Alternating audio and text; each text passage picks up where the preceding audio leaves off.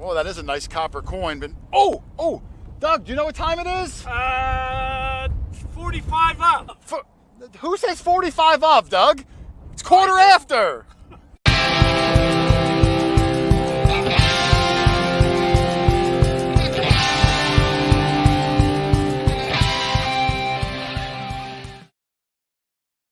Who says 45 of, Doug? It's quarter after.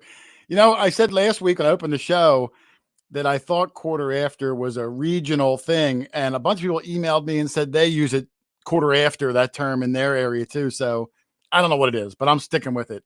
But what's up, guys? Quarter Hoarder here for another quarter after live stream. We had a couple of really good finds the last couple videos. So we're going to kind of go over them. We got some funny stories. We'll say hello to the chat. And I see in there already Adrian Tucker, the greatest hat winner in the history of winning hats. Mike Benjamin, Hot Mess Fishing, my newest moderator, Alicia. Thank you, Alicia. Smoking Louie, 716. Yeah, I started a minute late. Smoking Louie. Turd Ferguson, of course. That means Clem Fandango's in there somewhere. I see her. Grandpa Hoover, Dan Teresco, Teresa Jukowitz, I think it is. Ellen Huffnell, Lynn Parvin, Grandma Karen. They're going kind of quickly, but what's up, guys? Thanks for joining us on another super fun, I'm going to guess super fun, quarter after. Yet another new microphone this week. I hate bad microphones. So at this point, I could open a microphone museum with all the microphones I have. But let me bring in some of the gang. I will start off with the guy who owns that field, Charlie, the Heritage Relic Hunter. Charlie, how are you, sir? Hi, Jason. Yes, you are correct. Charlie, I don't think you've had a bad day at that field, nor do I think you've left ever with empty pockets. No, it's been a great journey. I can tell you that. Found some great, incredible finds there. I'm going to miss that place. Yeah, I got some in the show tonight. I got some clips of yours, some questions that were in. I got so many questions and comments about your key find, and I got some evidence. We're going to put it to bed tonight. Okay. Because I wasn't sure, and you'll see later. Okay. Let me also bring in, of course, the tired one, Dog Tag Doug, Mexican Doug, Jane Fond Doug. What's up, Dougie? Me, barely. Yeah, Doug looks tired. What were you doing? Well, I had a busy day today. I cleaned both bathrooms, did the laundry, did some things out in the garage, so I'm kind of worn out. Okay. And I noticed that Doug has on the Detecting the Heartland hat. Yeah. Now, Doug, Charlie, and myself will be at that event, Right. not next weekend. Right. So next Thursday's show, we're going to have those organizers on. We're going to have maybe some more guests in. We're going to see how it goes. I'm really excited for it. We have a bunch of friends coming out for that. It should be a really fun time. I also saw in the chat, I went by quick, Hollywood Joe Metal Detecting, one of our moderators who coincidentally was in the video this week and had some stellar finds of his own. So thank you to Joe for always helping out in the chat. Let me also bring in the newest and most stylish haircut of the group, Mr. Rich Van Winkle. I'm not used to seeing you without a hat on, Rich. I get it. Yeah. Now, do you ever, when you get your haircut, do you ever say like, can you trim the beard up a little bit, or you don't even do that?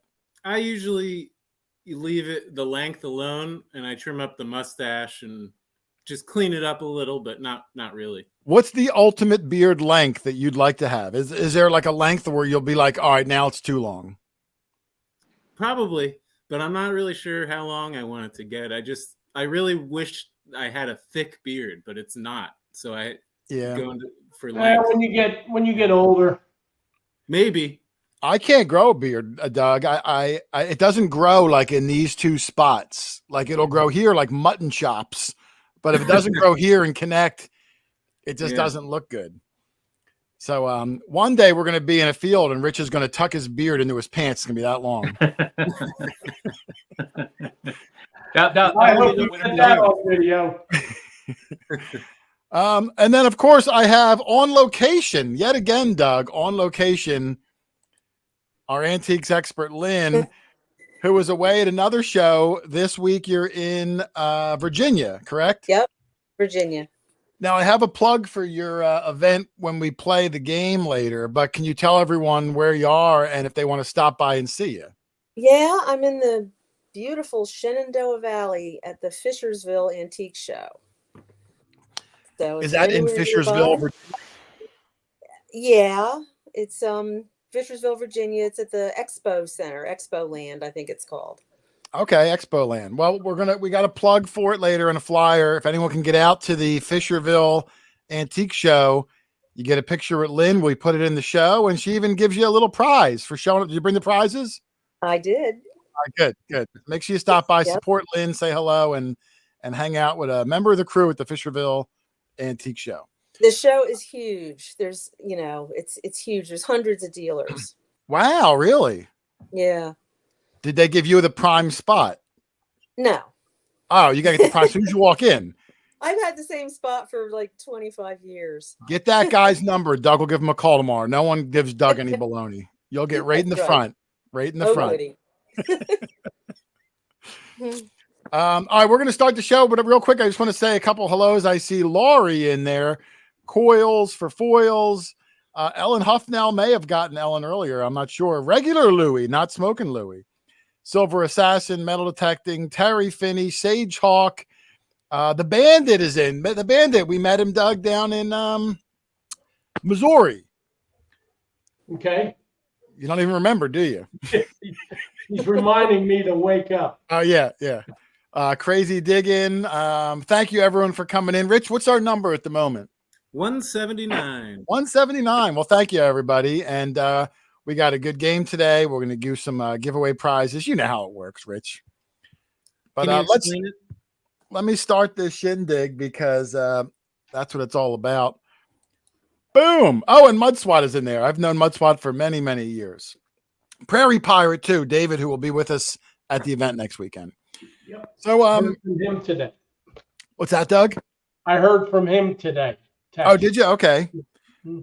Dave just got a new shovel from Excalibur Shovels, like the one I got that comes apart. I think he got it for traveling purposes. It looks really sharp. So we'll check that out next weekend. Yes. So, yeah, we're going to kind of highlight some of the last couple of things. We'll talk about some of the some background things, some of the extra finds. It was a heck of a day. It covers 2 videos, so I'm going to break it up. This is video number 1. Just kind of go through a couple of photos. We'll play Lynn's guess antique game, and then we'll go to number 2. Heck of a lot of good finds. Here we go. Oh, and Bells is here. Always love seeing Bells. Hey, Connie.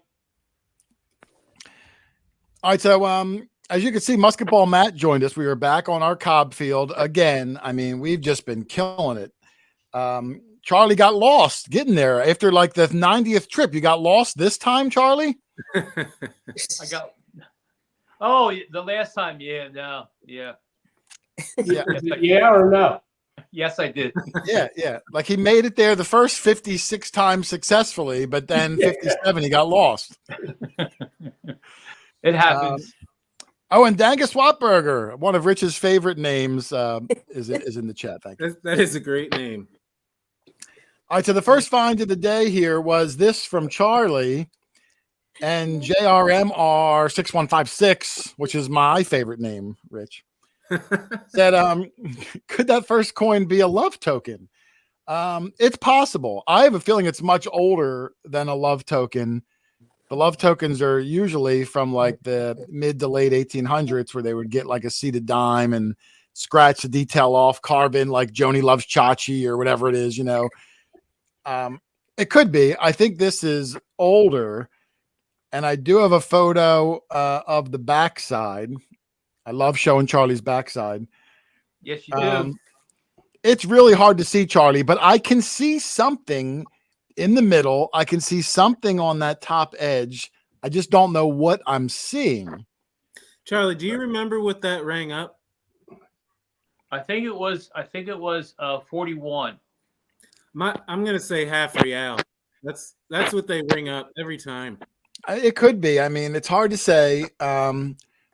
Wayne Riches said he thinks it could be an Elizabethan penny, maybe a Stuart. I don't know. I'm certain that that's an old silver coin, Charlie, but I just don't know. I just don't know what it is. Right. But that was the first find of the day. My new setup, I can actually see the chat. So I'm going to try to answer questions as I see them.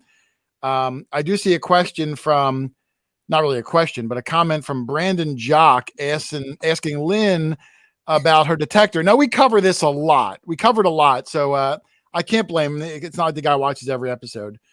But Lynn's always offered a detector. We always have extras. Lynn just physically sometimes isn't able to because of her Lynn has Lyme disease, right? Yeah. So it gets heavy for her. So believe me, if anyone's going to get one, it's going to be Lynn. She's there every single time. But it's not like sometime I'll surprise you. Yeah, it's not like we don't let her, but that's what it is. So she picks it up every once in a while if I'm taking a break for a few minutes or. Yeah, if one of us has to go into the woods to take care of business, wink, wink, Lynn will sometimes swing the machine for 5-10 minutes.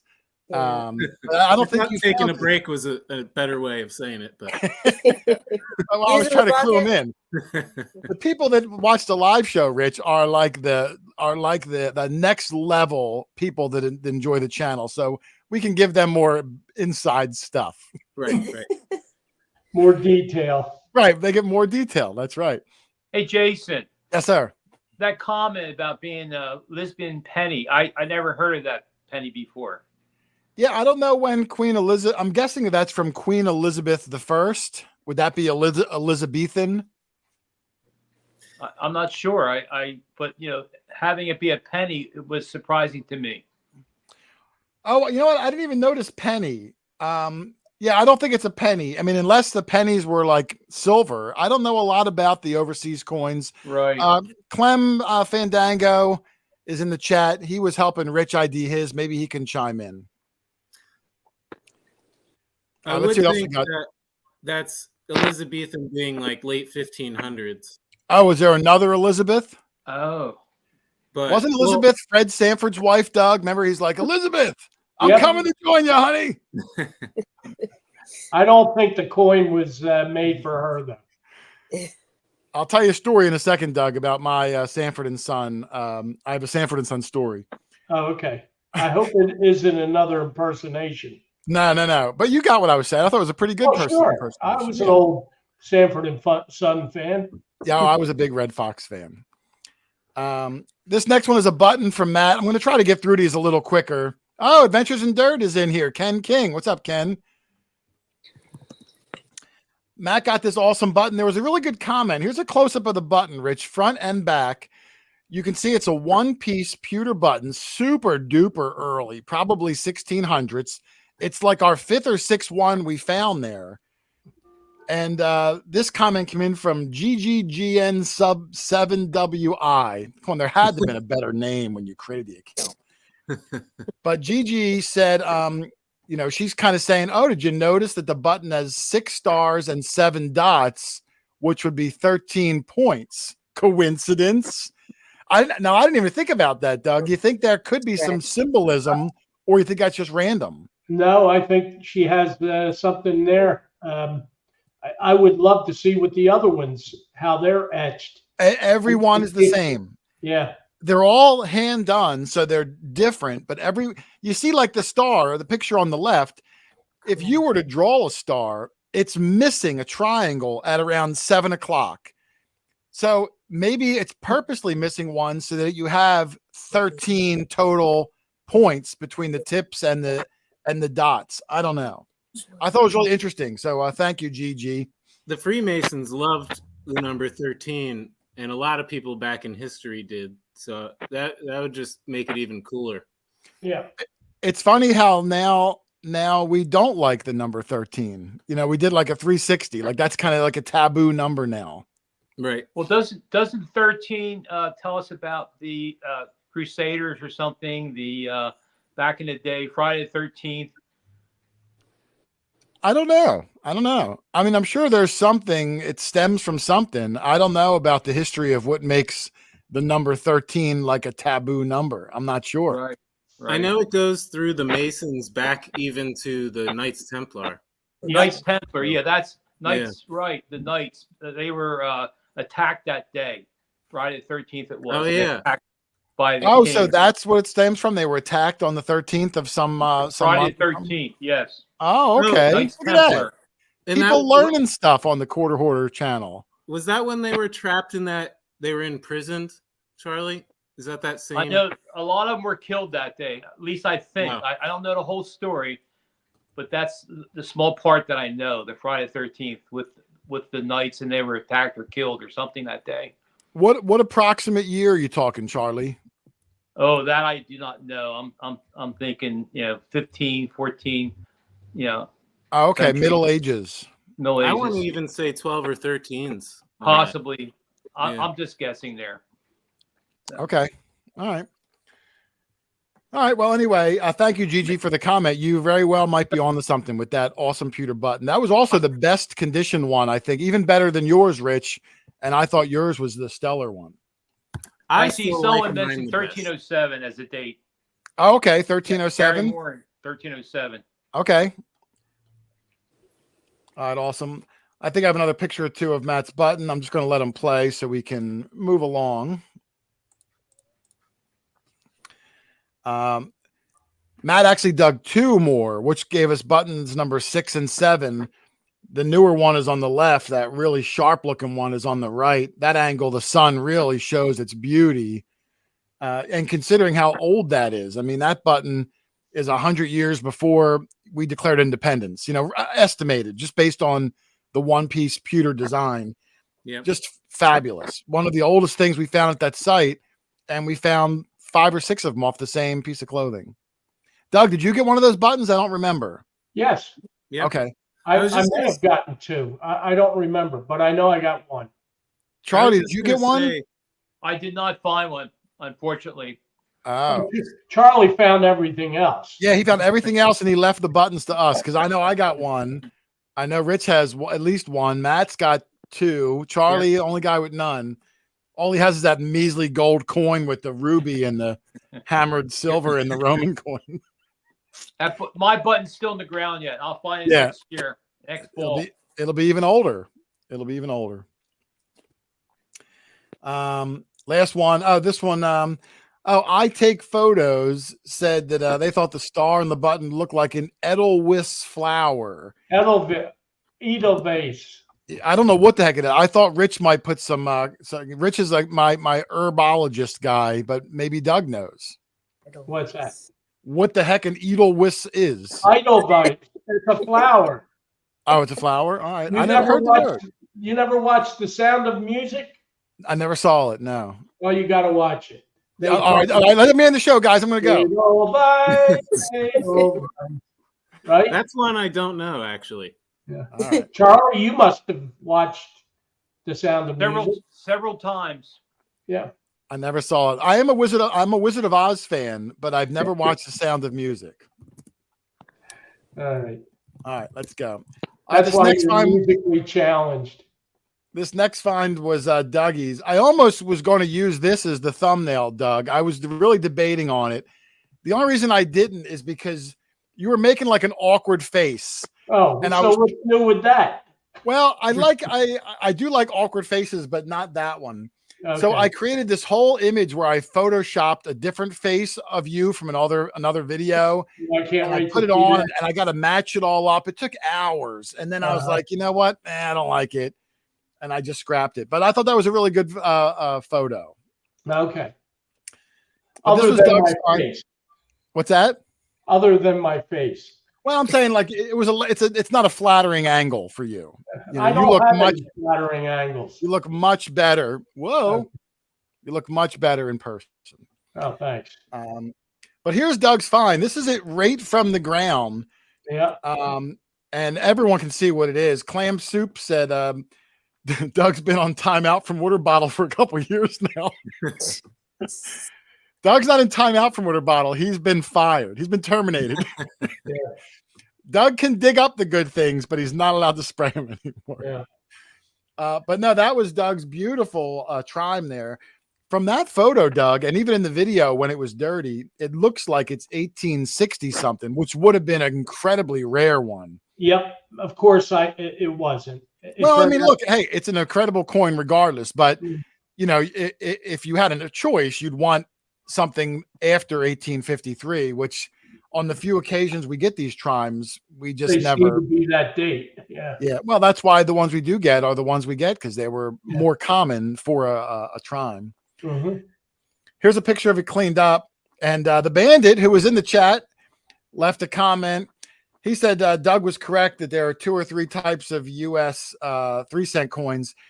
Well, what I meant, Bandit, was I know that there's the 3-cent nickel and the 3-cent trime.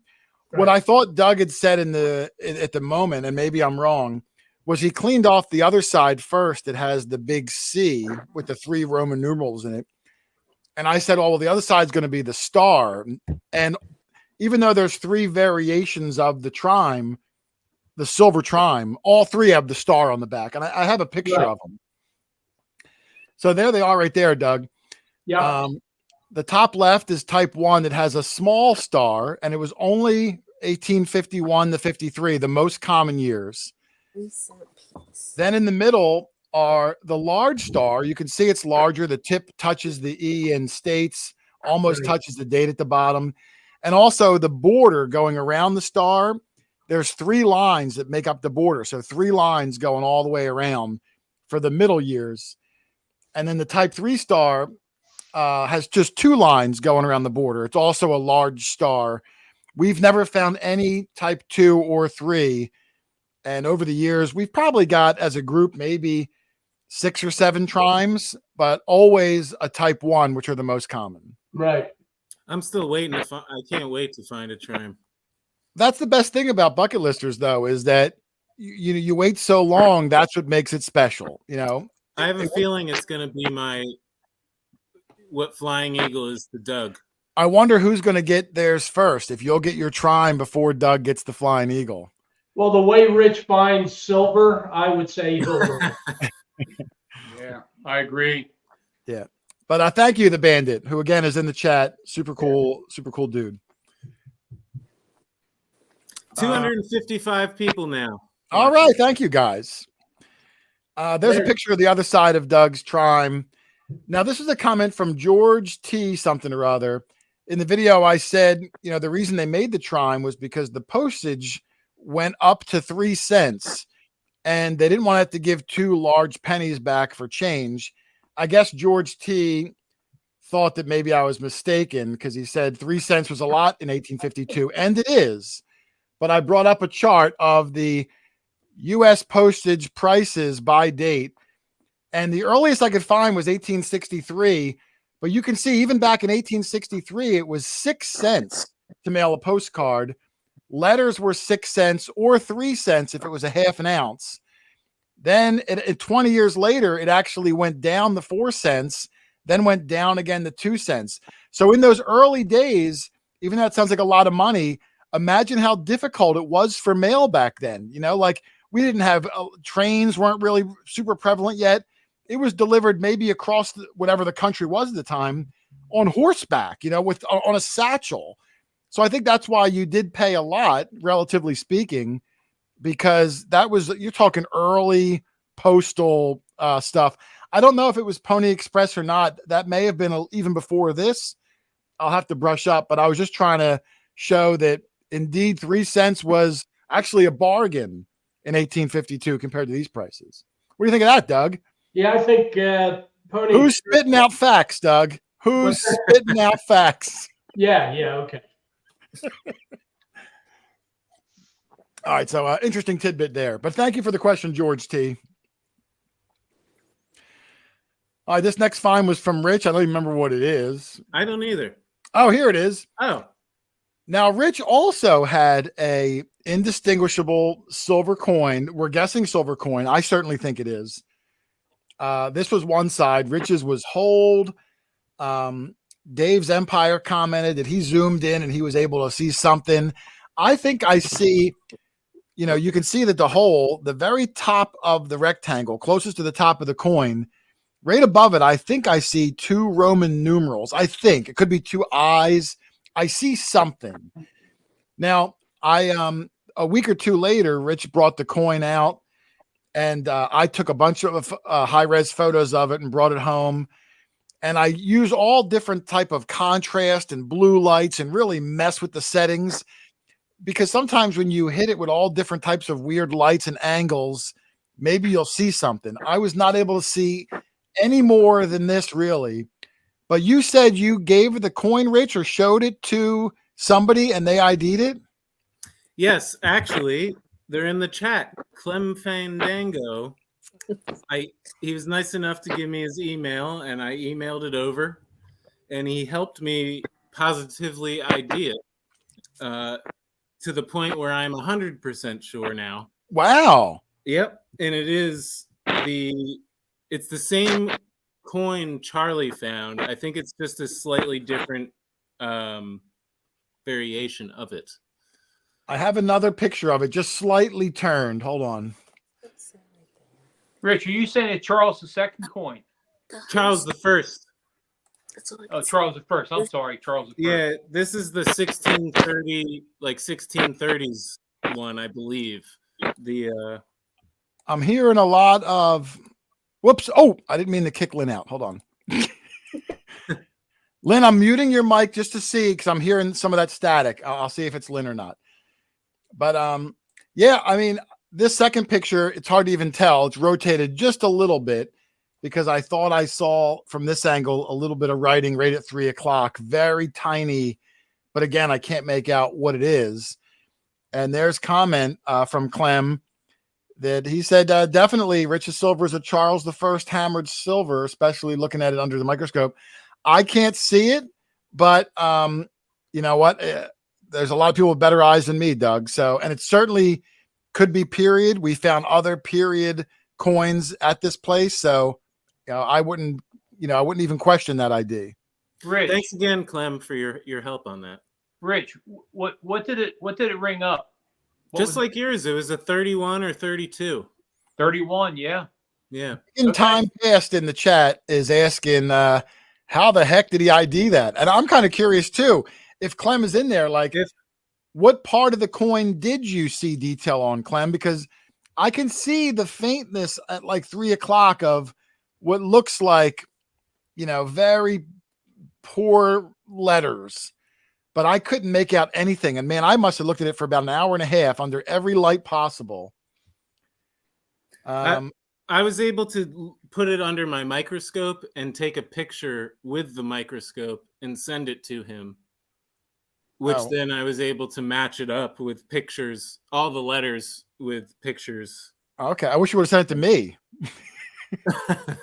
But well, I will send it to you, but well, then that's great. So I mean, I guess technically that would be our 6th hammered silver coin, but not being able to ID it, I'd have to put an asterisk next to it. If you can prove to me that it is, then I'll remove the asterisk. I will. I'll send evidence over. All right. Rich, he said it was the same size as mine. Yeah. Same size, and it rang up the same. I wonder if we would put it on a scale, if the mass would be the same mass.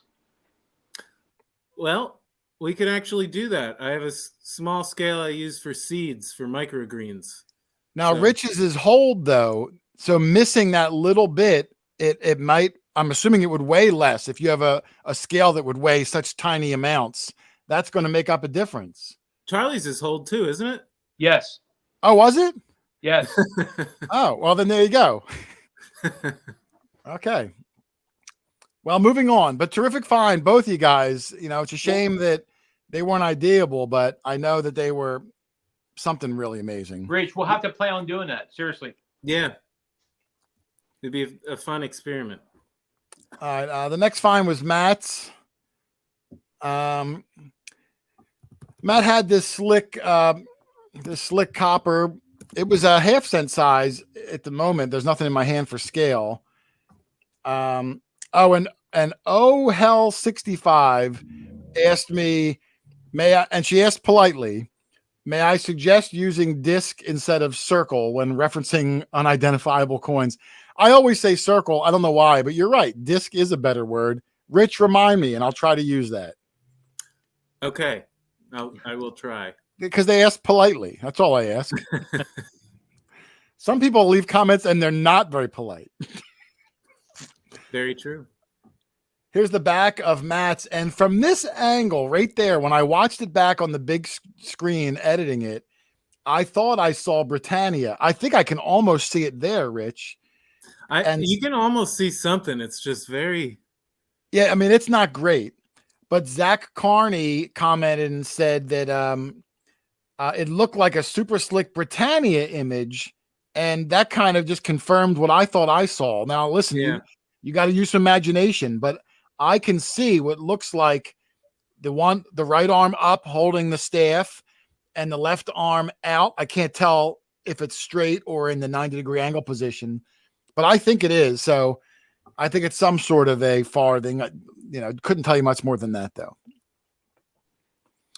Coils for Foil wants to do a vote, disc or circle.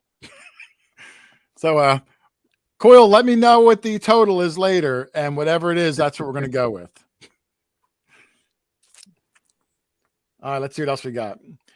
This was a find from Charlie, and I don't remember what he got here. Oh, this was a pretty cool relic because a lot of the things at this cob field were much older, but Charlie got this really cool looking deer, and he was trying to play like a guessing game, and I couldn't tell. Your guessing game had something to do with a hunter, and that really threw me off. Well, nearby was a tree stand, a deer hunting tree stand, and I pointed to the tree stand. I said that deer stand has something to do with what I found, and you just you didn't do well guessing. No, it was. I appreciate you you trying to enlighten me with a cool game. I couldn't get it. I do have a picture. There's what it would look like cleaned up. A John Deere hat / stick pin. And there's a nice clean one. That's yours didn't clean up to that. That's a picture of one I found on the internet, And Michael Dara, if I pronounced that right, I'm sure I didn't. He said that you had the win, Charlie, with the John Deere stick / hat pin. I thought it was pretty cool. When I looked it up, I think the date is actually under the comment. I think it was from like the 30s. Because when I looked up John Deere, I thought John Deere was much older, but apparently the John Deere company is only like from the 1920s or so. It doesn't go back to the 1800s. Well, John Deere, the man, the gentleman, that's when he invented the plow. Oh, so he just didn't start the company until later. Probably. I'm not sure, to be honest with you, but that's when the plow was made. Yeah, I thought I Googled it at the time, like to look up the history of John Deere, the company. Right. And I thought it didn't start until around the 20s or so. Yeah, he invented the one-horse plow. Okay, I believe it. The one-horse open sleigh. Well, his type of plow. They had plows before that, but he had a specific type of plow that it was made up in 3 different parts, like the plow shear and all that stuff. It was back in the day. Gotcha. It was in 1837. 1837. Okay. 1837? Yep. Then maybe I misread it then. Maybe No. John, you're right. John Deere, the man was much older, but the company John Deere didn't start until later. Oh, okay. He was still inventing things way before then. Yeah. Gotcha. Now, Jason, I did not know that was a John Deere pin until you turned it to the reverse side, and you were the one who saw the inscription John Deere on the back. Yeah, I don't think I have a picture of the back. It's in the video. I don't think I have a picture of the back here. But yeah, it does say John Deere, and it's not like I deduced anything. It's typed right into it, pretty big. Right. I just read it. And luckily it cleaned up pretty well. Yes, so yeah, but it was pretty cool. I thought it was an interesting piece. Never seen one before. And that plow just looks so old school, it just looks so, rough. Yeah, like really cool. But that was a good find there from Charlie. Next one is another find from Rich. who found yes. this really cool rock. Now, I always need Rich to help me with the rocks. I did notice when he was showing it to me, you can see above his finger that there's an impression in that rock that I assumed was a finger thing. And whenever Rich calls me over and says, look at this rock, I always assume it must be some Native American something or other. I don't know a lot about it, but Rich does. You know, I've had that at home for a while now, and I actually want to change what I said in the video. Okay. The finger mark or finger notch, I believe, is not from fingers. It's actually from somebody rubbing something on it or grinding something on it, because there's two distinct different angled flat marks, and they're too flat, I think, to be from somebody's hand or fingers. I think somebody was rubbing something on that stone in those spots. So I mean when I held it, my fingers really just naturally lined up to those two depressions. So you think that's just coincidence? I do, yeah. Okay. I mean, I don't know. You know, whatever you say, I'm gonna have to go with, unless I can see evidence otherwise. I thought your first idea was right on the money. That seemed to make sense to me. Well, it is a grinding stone. I'm gonna unmute your mom. I had her muted because there was some mic popping, because I know she has some Native American experience. What's your take on that, Lynn? Those little finger rubs, you know, you think they were for holding it or for some other purpose? Well, I didn't see it in person, so I'm not sure, but it takes a long time to wear a stone with your fingers. Well, So what I'm saying, I mean, I agree, and I see a comment in the same thing, and I get it. I don't think your finger alone would make that wear, but I think where your finger would line up, they would purposely rub that rock to create that finger groove. Oh, no, that's a possibility. Yeah. Like that's when Rich was telling me, that's what I envisioned, because I can't imagine if I held a rock for 500 years, my finger grease is going to dig into the rock. I don't think that, but I think wherever my hand naturally goes, they would try to wear it right there to make it a more comfortable grip. But They might have hey, I could be wrong. I don't know anything about it. I'm thinking they used to, certain arrowheads or points, they would grind the bases of, and so instead of it being sharp, so it didn't cut back into the wood, they would grind it flat, and something like that would make a small flat mark if you were to grind. Okay. Well, it was a really cool find, and I learned something, because I don't know a lot about the native stuff, but Rich is always he's always helping out, just like when Charlie found the kettle point there. Always trying to learn more and more about it. So Victoria Bergia commented that it's a broken mano used for grinding / antique pestle. Don't know what the word mano means. But a few people really.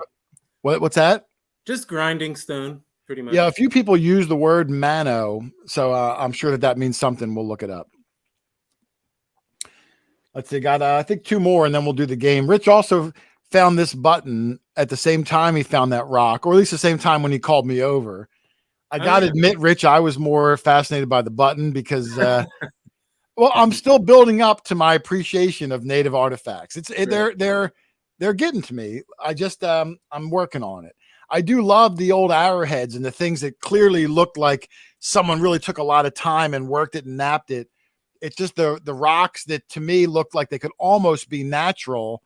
My brain's having a hard time differentiating, but I'm getting there. And then I think the last find from day one, this one was me. Lynn was holding the camera there. Shout out to Lynn. I think it was the only thing I found of note all day. It was this copper there. I think we live dug that copper, and it cleaned up to be a fairly decent looking one too. There it is right there. It looks like a matron. I can't see the year on it. And the Digging Dudes official said they love watching. Anyone else from Canada? And I thought, Doug, we don't give shout outs to Canada enough. You know, we always say hello to our English neighbors and UK and Australia, but there are a lot of Canadian friends out there. So I wanted to put his comment in and say shout out to Canada. Absolutely. Who's your favorite Canadian? And Doug, you know, I know you're a big sports fan. Could you recite the Canadian national anthem? I You don't just heard sing it. it, just recite it. All I remember, I only remember it in Quebec in the French version, and that might be a little overwhelming to everyone. Wait a minute. So you're telling me that you don't remember or know the Canadian national anthem, but you do know it in French Canadian accent dialect? I'm pulling your leg. Oh, okay. But I did hear it yesterday. I was at the Phillies game and we played Toronto and lost, but two very good renditions of the anthems. Yeah, if I saw the first word or two online, I think I could sing it. Oh Canada. Oh, Canada. Canada, our home and native land. And then I don't know the rest of it. But it kind of goes like that. Okay. And then that kind of ended the first part of the first video. We'll get into the second video. I'm going to queue up Lynn's whoops, I didn't want that. I'll go with that. I'm going to queue up Lynn's game and we'll just talk to the chat for a minute. I'm going to try to make good time today, Doug. I'm really struggling with the time management. I don't want to go till 3 a.m. But I'm going to queue up Lynn's game. Coils for Foil said, beautiful matron. Thank you. Adrian Tucker, thinking it was a Joni Mitchell song. I don't know who wrote the Canadian national anthem. Maybe it was. Doug, do you know who wrote the national anthem for America? Sure. Scott Key. That's right. Do you remember what war he wrote it during? War of 1812 at not far from where the bridge fell down. Right, in Baltimore. You're 100% right. Digging times past, take Lynn off mute. I did take Lynn off mute. Lynn's away on her event, so I'm glad she even made it on. She's got her iPad sitting on her hotel bed, but it's making some popping noises. I'm not complaining because I'm just glad she even made it. So I'll mute her during some parts. At the moment, it doesn't sound bad. And she's not even moving. She's staying perfectly still. We couldn't figure out why it's doing it.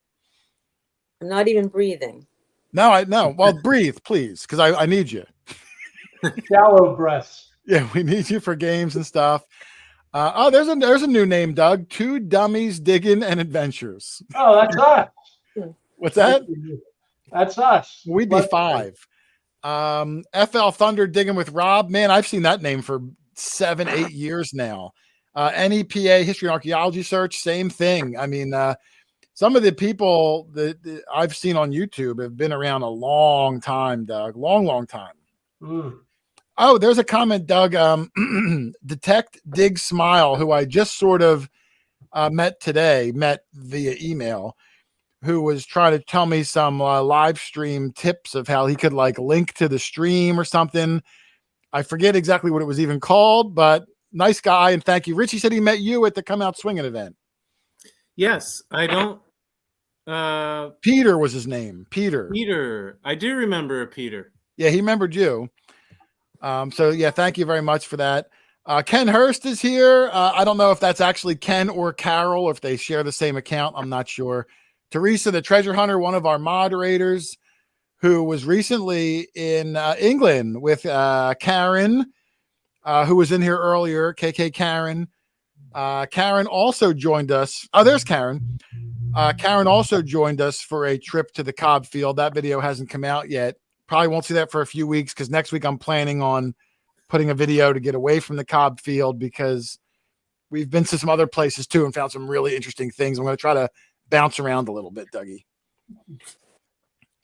But let's bring up Lynn's game, everybody. What do you think? Oh, how about shout out to Mark Lacroix? Oh, okay. Yeah. Oh, Mark. Yeah, he was. He's Carol's and Ken's driving buddy to the Missouri. I think he's a not Canadian. Well, Connecticut. That's a French Canadian name. Yeah. Mark. It was a funny story with Mark. I first met him about 5 years ago at the Pound the Ground event in New York. Charlie was there. I don't think you went to that one, Doug. And Mark really got my goat. He came up to me, dead serious face, had like an aggressive, mean look on and said something. I forget exactly what it was, but he's like, yo, man, you better quit rubbing them coins or something like that. Like he was messing with me, but he looked so serious and he had this mean face on. I thought the guy was going to fight me. Like I thought this lunatic is going to fight me because he saw me rub some penny. So I immediately went into like defensive mode and I'm thinking, oh man, that's all I need is to like get in a fight, 900 miles from home over rubbing a penny. But he was just busting my chops. There's a question, Doug, from Sloosin1. What's the absolute oldest thing that you found, other than Charlie?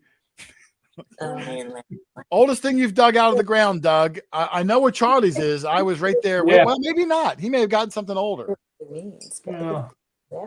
The oldest thing I have found? Jeez.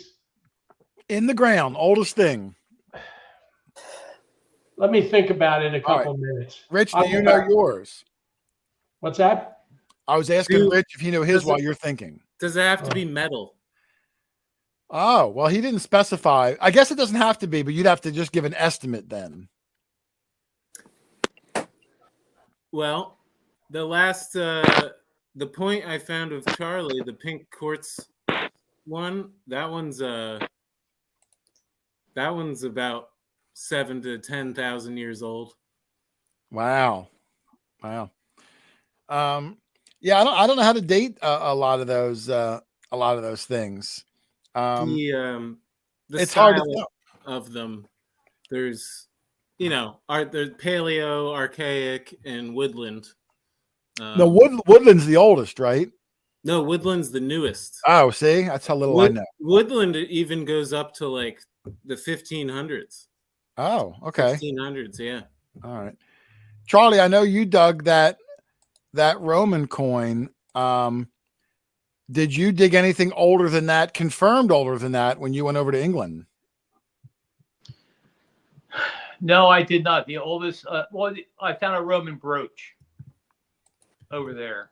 So that's same period of time. Oh, okay. I found Viking, and I found Anglo-Saxon coins, stuff like that. It was really great to pick up something that would be, 2,000 years old. Yeah, we keep tentatively saying we're going to plan a trip over there. I'd like to say we'll do it in the next year or two. I'd like to try to go as a whole group. I think that would be a lot of fun. Now, Jessica was your guest last week.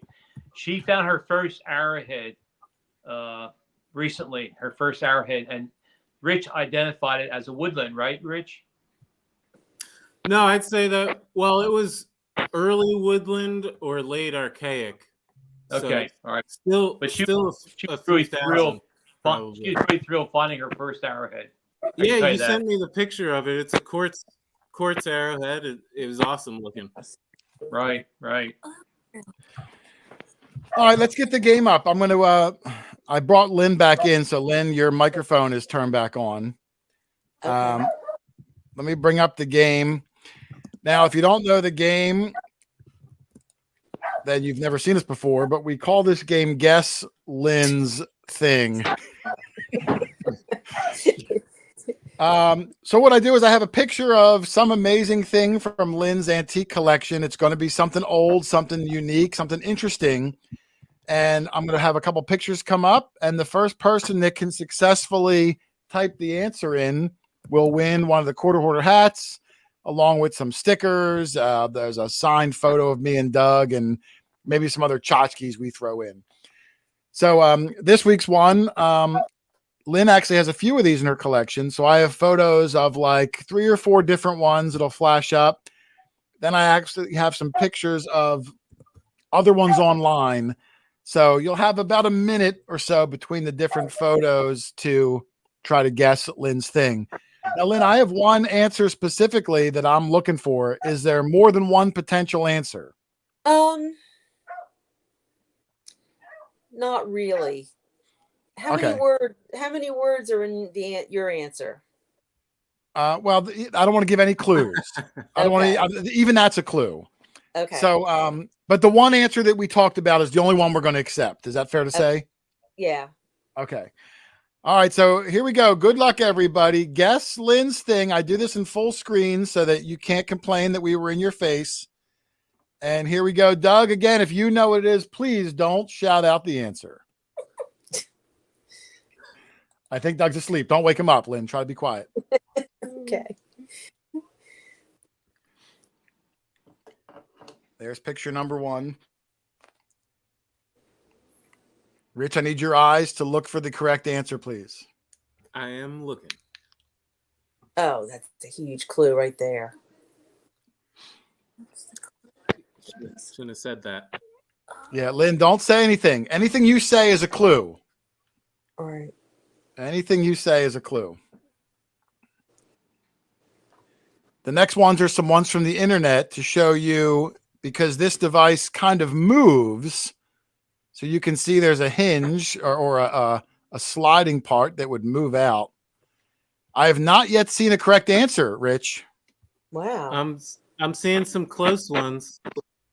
I think I may have seen one, Rich. Yep. Yeah. Yep. Yep.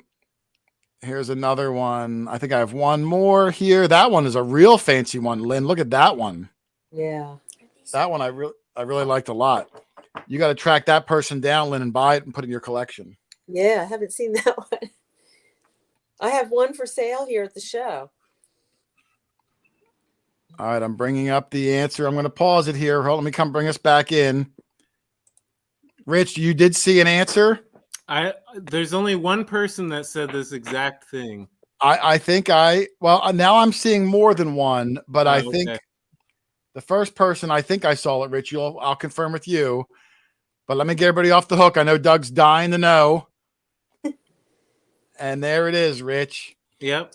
A beatbox. Lynn, do you want to explain what it is? Not to be confused with a beatbox from the early Run DMC days. Jason, Right. can you give us an example of that real quick? A beatbox? Yes. Yeah, go ahead. Can you beatbox, Lynn? No. Okay. No. Nice. Lynn, tell everyone what a beatbox is and what they were for. Well, it's really known as a queen bee box. And from what I understand, it was to capture the queen and then let her go at some point, and you follow her to the hive for the honey. So it was definitely to capture the queen. Now, when I looked it up, and listen, Lynn is our antique expert. I certainly would never want to contradict Lynn. But when I looked it up, is the majority of them are regular honeybee boxes. And what it said that you do was a bee person back then would capture any bee and put them in this box. They could take that box to anywhere, any direction they want. And the bee, when they release it, will always make a beeline back to the hive. They just know where it is.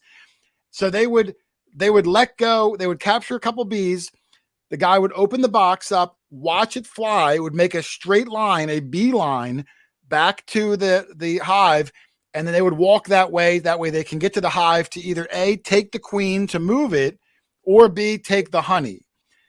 They did make some that were specific for queen bees. They said they were larger, and I don't know what larger means. I guess it compares to what you're comparing it to. But a lot of them were just for the worker bees, because no matter where you brought it, they would know where to go to get back to the hive. Right. That's basically right. And they are a lot of different sizes. The one I have here at the show for sale is a large one. And then some of the others are very small, where they'd only hold one bee. It's about this big, that one. Oh, yeah, there it is. That's a little one. Yeah, I'll bring the picture back in real quick.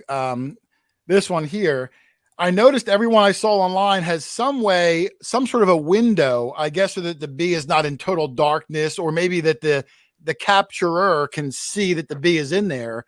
Right. And then usually the release valve is on the back end. That way you can see the bee, open it from the back, and see him fly out. So they all had like a little window like that. I thought it was pretty interesting. I never heard of it, but it kind of makes sense. I have a question. Yes. How fast did the person that took the bee away from the hive have to be to keep up with the bee as it made a beeline to the hive? Funny you say that, Doug. I actually, when Lynn sent me the pictures, I really try to research it a lot to make sure that we give accurate information away. Good. And a lot of them said that they would, with the bee boxes, they would capture like 5 or 6 different bees, maybe more. They would let one go, watch it fly, but bees are fast, they're tiny. They might only be able to track it for 40 yards. Then they would move 40 yards up that line and then release another one and slowly work their way towards the hive. So it wasn't necessarily one bee that they followed for a mile. Okay. It would be multiple bees, and each one would lead them slightly closer. What if they were from different hives? Well, then you're screwed. I actually might do this somewhat soon It because sounds fun. It sounds interesting. You know what I mean? That I don't bees know are so about smart. I don't know about fun, but I do want to have bees, and I don't want to pay for them. So Okay. Well, you got to get back to the hive and then grab that queen and steal her. yeah, It's Jason, got to be scary if you're not like a bee guy. You're reaching your hand into a. I will buy a bee suit. That's the one thing that I would love to get a video of you wearing the bee suit. Yeah. Yeah. With the Jason, beard hanging out. we have Rich, our winner. Did you catch who the yes. winner was? I did.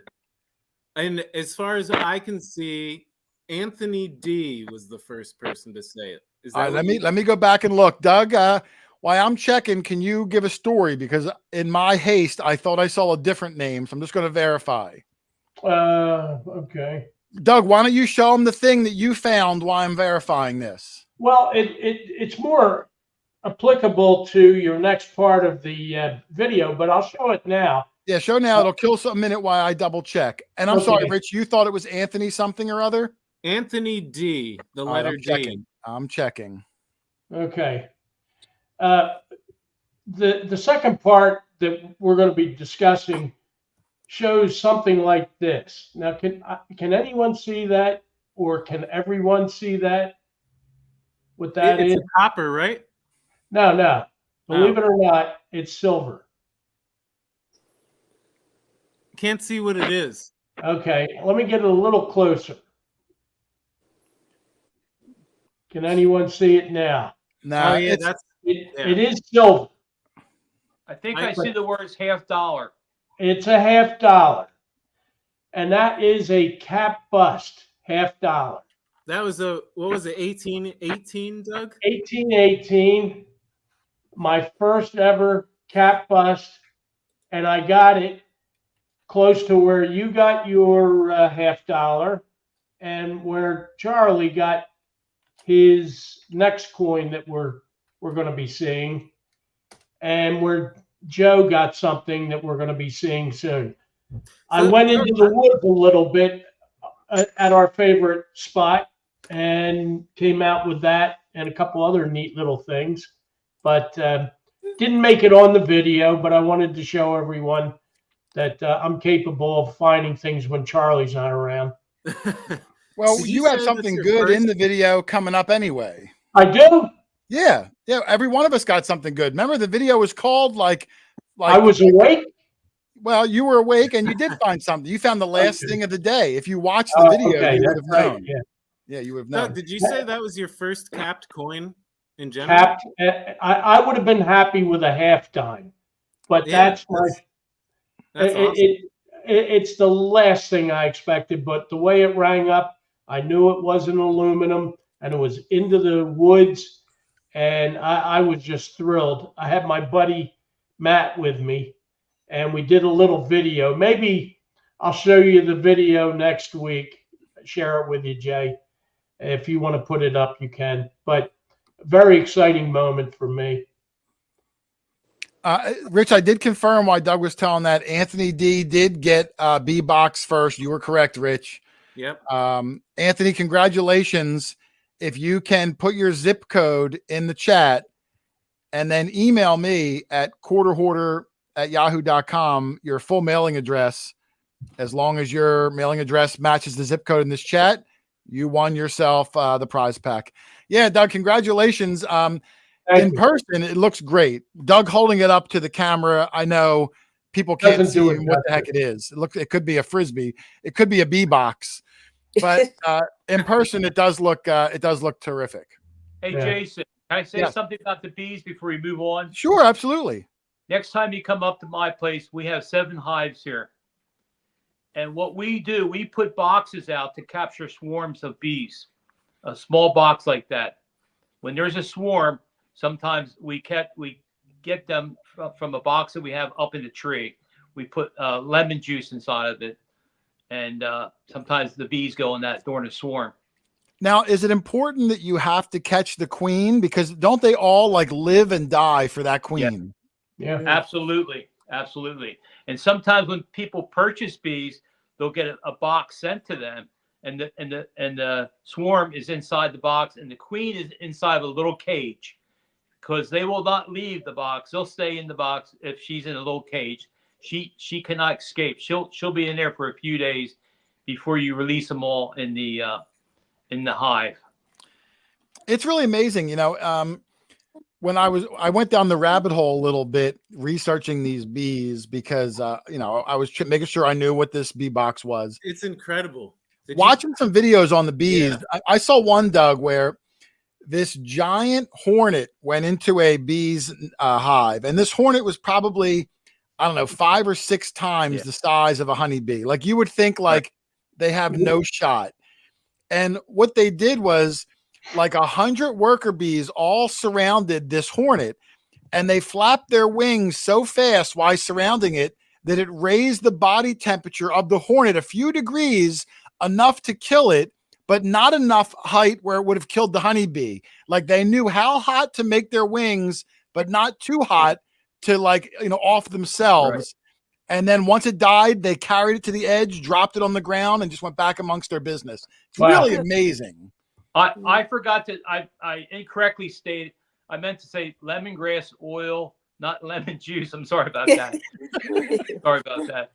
I thought Charlie, I know another thing that's good for hives.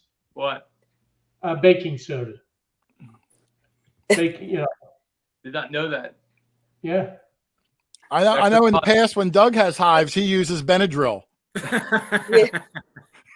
So anyway, next time you come up, get the connection. My son-in-law has them now. He takes care of the bees now. Yeah, I mean, I talked about having bees before. I don't know anything about it. I got to admit, though, I am intimidated. Doug, you and I did a house. Remember Dennis Dan? I'm sure you remember him. House we did. He's my dentist. Dan had, after Doug got the permission, the guy became Doug's dentist. So he still goes to him. Yeah. But when we did Dennis Dan's house, he had some beehives in the back, and he even gave us jars of honey from the hive. Super nice guy. But he was telling me, look, don't be afraid. Go walk up. And reluctantly, like I got within maybe a foot of these hives with literally hundreds of bees swarming around. And they left me alone, but I was scared half to death, Rich. I mean, it's intimidating. The noise, hearing them zip by your ears. It's a scary endeavor if you didn't grow up around bees. And you get that close to a yellow jacket nest or a carpenter bee or something. Those carpenter bees are nasty too. And yeah, but the only time I got stung around hives is when I was on the lawnmower on the farm.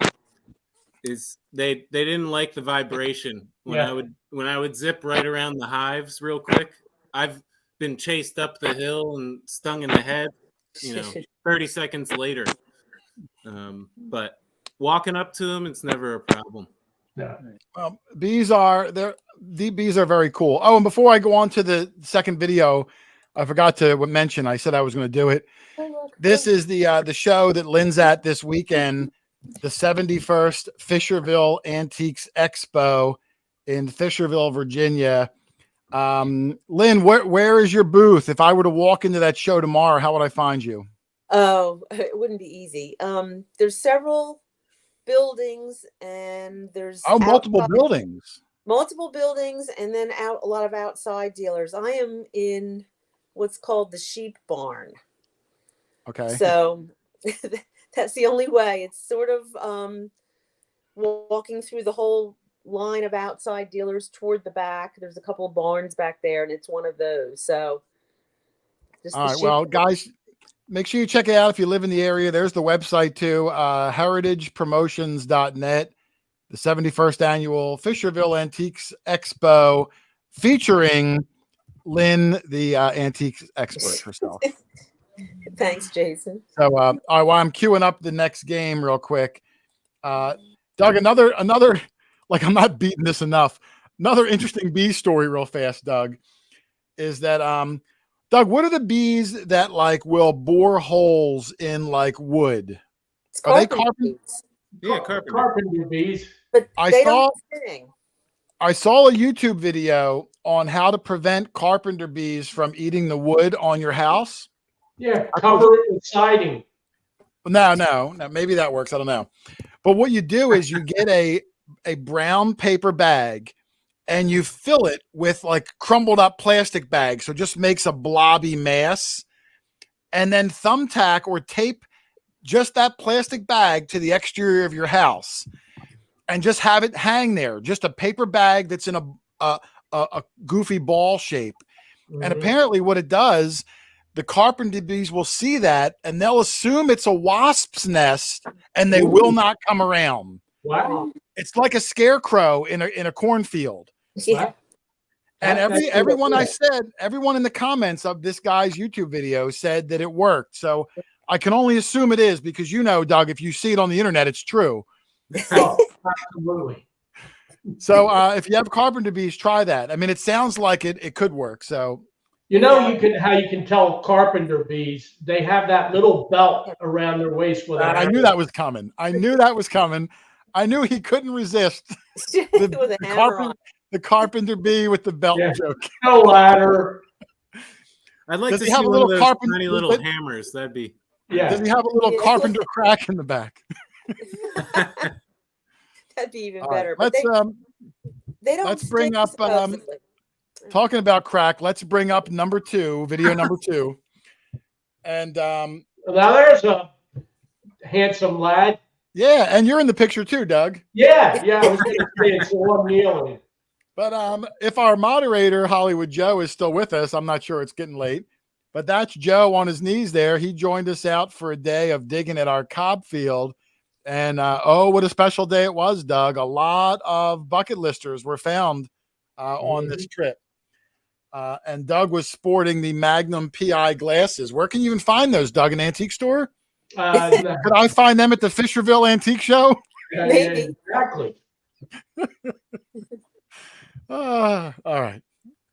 So let's take a look. This was number 2 from the Cobb Field, trip number 83, I think it's been. Yeah. This was Hollywood Joe. Oh, there's Hollywood Joe back in the chat again, doing a job moderating. Thank you.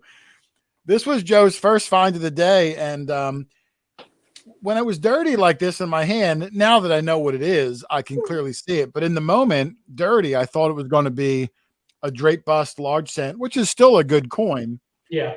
But after it was cleaned up, She's too far to the right. well, I know, but so I thought maybe it was just stamped far to the right because those Liberty caps, you can usually see the cap. They're usually a high relief, and I didn't see it. Well, You would can know. see You found just a bit of it. 1,700 of them. Yeah. Well, here's the cleaned up one, and you can clearly see the cap once Yep. Joe cleaned it up. Beautiful cap on there. Barber Bob Detecting loves the Liberty caps. Who doesn't? I mean, it's probably one of our favorite early American coins because it's just everyone you find, it's 1700s. So that's exciting. There's not many U.S. coins where, regardless of the year, it's going to be 1700s. So it automatically puts you into this mood of this spot has potential for anything. You know what I mean? And it cleaned up great. Really big, thick coin. I was hoping it was Joe's first one ever because that's exciting, but of course it wasn't. How many of those are you up to now, Jay? It's my most prevalent old coin. I know it's amazing because I've only found one and it was a half cent. When it comes to large cents, the braideds and the matrons are clearly the most I have. After that, it's probably the Liberty cap or the KG2. Like I've been fortunate enough where I've just found a lot of them for no reason. I mean, like something 100 years newer, like a 2-cent piece, I've only found 2 ever. So it's not like I have some skill. I just have incredible luck when it comes to finding a lot of these Liberty Caps. I'm probably close to 20 of them. Do you know where you found your first one, Jason? The first one was probably out your way. I found quite a few of them out there, and some really nice ones too. I think the first one you found on our family farm. It's possible. I remember a video where I live dug one. You were holding the camera, and that's my best looking one ever. I mean, it looks sharp. It looks amazing. Yeah, I've been very fortunate that I've got a lot of these. I find Liberty Caps like Charlie finds gold ruby rings. You know, we just have a knack.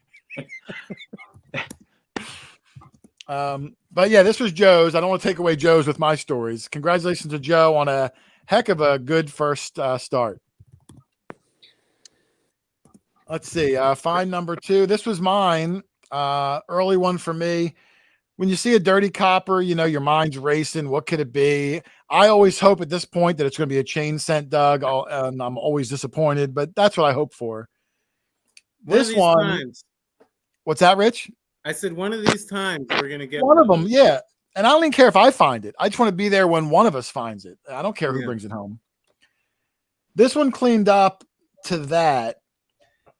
And I only put a picture of it up because, man, Rich, I think I see something in that picture, but I don't know what. I think I see detail, but my brain can't figure out what I'm seeing. And while you're looking, there was a comment from Oh Hell Again that said, you know, that coin was terribly corroded. Is there anything you can do to improve things? There is. You know, I never give advice on cleaning coins in my videos, and I never will, because in my mind, and I think this is true, what works on one coin may not work on the next coin. So if I tell you do this because it worked for me on this coin, you might try it and you might ruin your coin. And I don't want to be that guy responsible for ruining your coin. It really comes down to the soil, what the coin looked like originally when it was lost. It could have been in someone's pocket for 100 years and slick to begin with. The corrosion, if it sat in the water table, so many factors, fertilizer. So I will try to clean this one up. I know where it is. I put it off to the side. If it works, I'll let you know what I used, but that is in no way, you know, advice for you to use that same technique on yours, because it might not work. Doug, Rich, Lynn, Charlie, do you see anything in that coin, or do you just see a pizza? I see something up near your pointer fingertip that could be Roman numerals, could be nothing. Yeah. And I see something faintly right above my thumb at like 6:30 o'clock. Yeah. It looks like a letter. And I swear, like, with that much possible relief, that I would have been able to at least make a guess of an ID, but I just can't. I can't focus in enough. You know what I mean? It's close. Maybe you ought to put that in your pocket for a day or two. Maybe I'll take a picture and email to Clem Fandango, because they work some miracles. Yeah, I don't know what that is, but I was happy to have it. All right, this one was Rich's find, and you know, where Rich found this was probably only about 40, 50 feet from where Charlie found the gold ring. So it's not exactly a new area. It's just an area that, in this hobby, when you always miss things. Perfect scenario, Doug, and I don't want to say anything that we did, but this past weekend we went back to a house that we had been to 2 or 3 times in the past, and I thought it would be a mediocre day at best. 9 silvers, all sorts of coins. We've been there many times, and you never know, and I can't explain it. We hunted the same areas with the same machines and found a boatload of stuff that we just missed the first time. Well, we slow down. When we go back that many times, we tend to slow down and listen a little more intently for a signal. And I think that was the case last weekend. But Yeah, you could be right. I mean, I was amazed at how much we found. That's going to be, and there was some really fun things there. I can't wait to yep. see. The Key Did- Date kid did who you- is Casey from Excalibur Shovels is in the chat. Adrian Tucker giving some cleaning advice, hydrogen peroxide, which I do use occasionally on a Q-tip or a toothpick. I've had good results with that. I've also had bad results with that, but it is a possible, cleaning technique. There's a lot of them. Practice on old wheats, practice on maybe some Indians where you can see the date, on coins that aren't super valuable, that you're willing to risk failure, and develop techniques that you're comfortable with. Just like a detector, the longer you use it, the more comfortable you are with it. Find a cleaning technique that you're comfortable. When to stop, how hard, when to push it, when to stop pushing it, and you'll get comfortable with techniques that work for you. It's a hands-on thing. It's not a magic pill where, rub it 3 times and do a rain dance and it's going to look great. It really just takes practice. Real quick, Anyway, really, really quick. yeah. So I want to give a shout out to someone who's not able to use the chat, but they are watching. Oh, okay. 2 people I know named Debbie and Ellen. I want to say hello and thank you for tuning in. All right, Debbie and Ellen. How do you know Debbie and Ellen, Rich? They are 2 people at the at grandmother's old home that watch. Oh, well, thank you, Debbie and Ellen, for watching us on our little whatever you call this thing we're doing. I'm still not sure what it is. All right, anyway, this was Rich's big giant dirt covered silver disc, and we did the spray down on it. Rich had some spray issues with here. Here it is, halfway cleaned when I first was able to ID what it was and even the date. I was super excited because Rich has only found 1 silver $50 ever, and I was lucky enough to be there when he found that one. And to see this one, I mean, when you see somebody get really excited over a find, it just warms your heart. You know what I mean? Like, you're happy for them. You're stoked. I remember Doug's first Barber $50 where you found it. I know exactly where you were, Doug. You were in the bushes on that yard in Jersey. You were screaming like a 5-year-old girl. It's exciting. When your buddies find something good and you're there to enjoy it with them, it's almost, it's I can't explain it. And this coin was in a spot where every single one of us has been over 1 million times. Yeah, that's what I'm saying. It's just makes me realize more. I barely heard it. It didn't sound good at all. It was very deep. So don't always trust what the machine says. You got to take chances. I wasn't expecting it at all. A lot of the spots that we do, I'll go to the next picture so people can at least look at a different picture. A lot of the spots that we do, we're only there one day. If it's a house or a new field, we're there one day, and then usually we'll have something lined up for the next week. So you kind of have to pick and choose what you're digging a little bit. If you dug really bad signals, well, you're going to waste your day away. But this cob field, because we've gone back so many times, well, now you can sort of loosen up the reins and chase signals that you might not normally dig, and chase questionable things or things that don't repeat, or, those things that, don't make sense to dig. And we've really gotten rewarded. The Charlie's ring did not sound good. It's definitely worth it to chase signals that, don't sound amazing. Those real easy, shallow, screaming high tones that everybody can hear with the cheapest machine you can buy. But those deep, scratchy things that just, you might even consider walking by, you take a chance and you might just be really surprised with the results. Well, we did slow down too in that field as time went on. We did slow down. Absolutely. But we did find early on that the low numbers translated even into silver. You normally would associate the 30s with a button, but Jay, your first cob was a 32 on the legend, right? Well, that's why we started digging more questionable signals at this field, because we got the cob early. Right. And then we something like that early. and dug those low numbers, and seemed like 9 out of 10 times we got something great as a reward. Well, 9 out of 10 is a stretch, but a lot. Yeah. Super chat from Dan Teresca. Oh, Dan Teresco. Thank you, Dan. What's it say? Keep up the great videos. One of the coolest groups of people detecting on YouTube. Thanks. I think so too, Dan. Now, granted, I'm a little biased, but I think so too. Thank you, brother. I appreciate it. Thanks, Dan.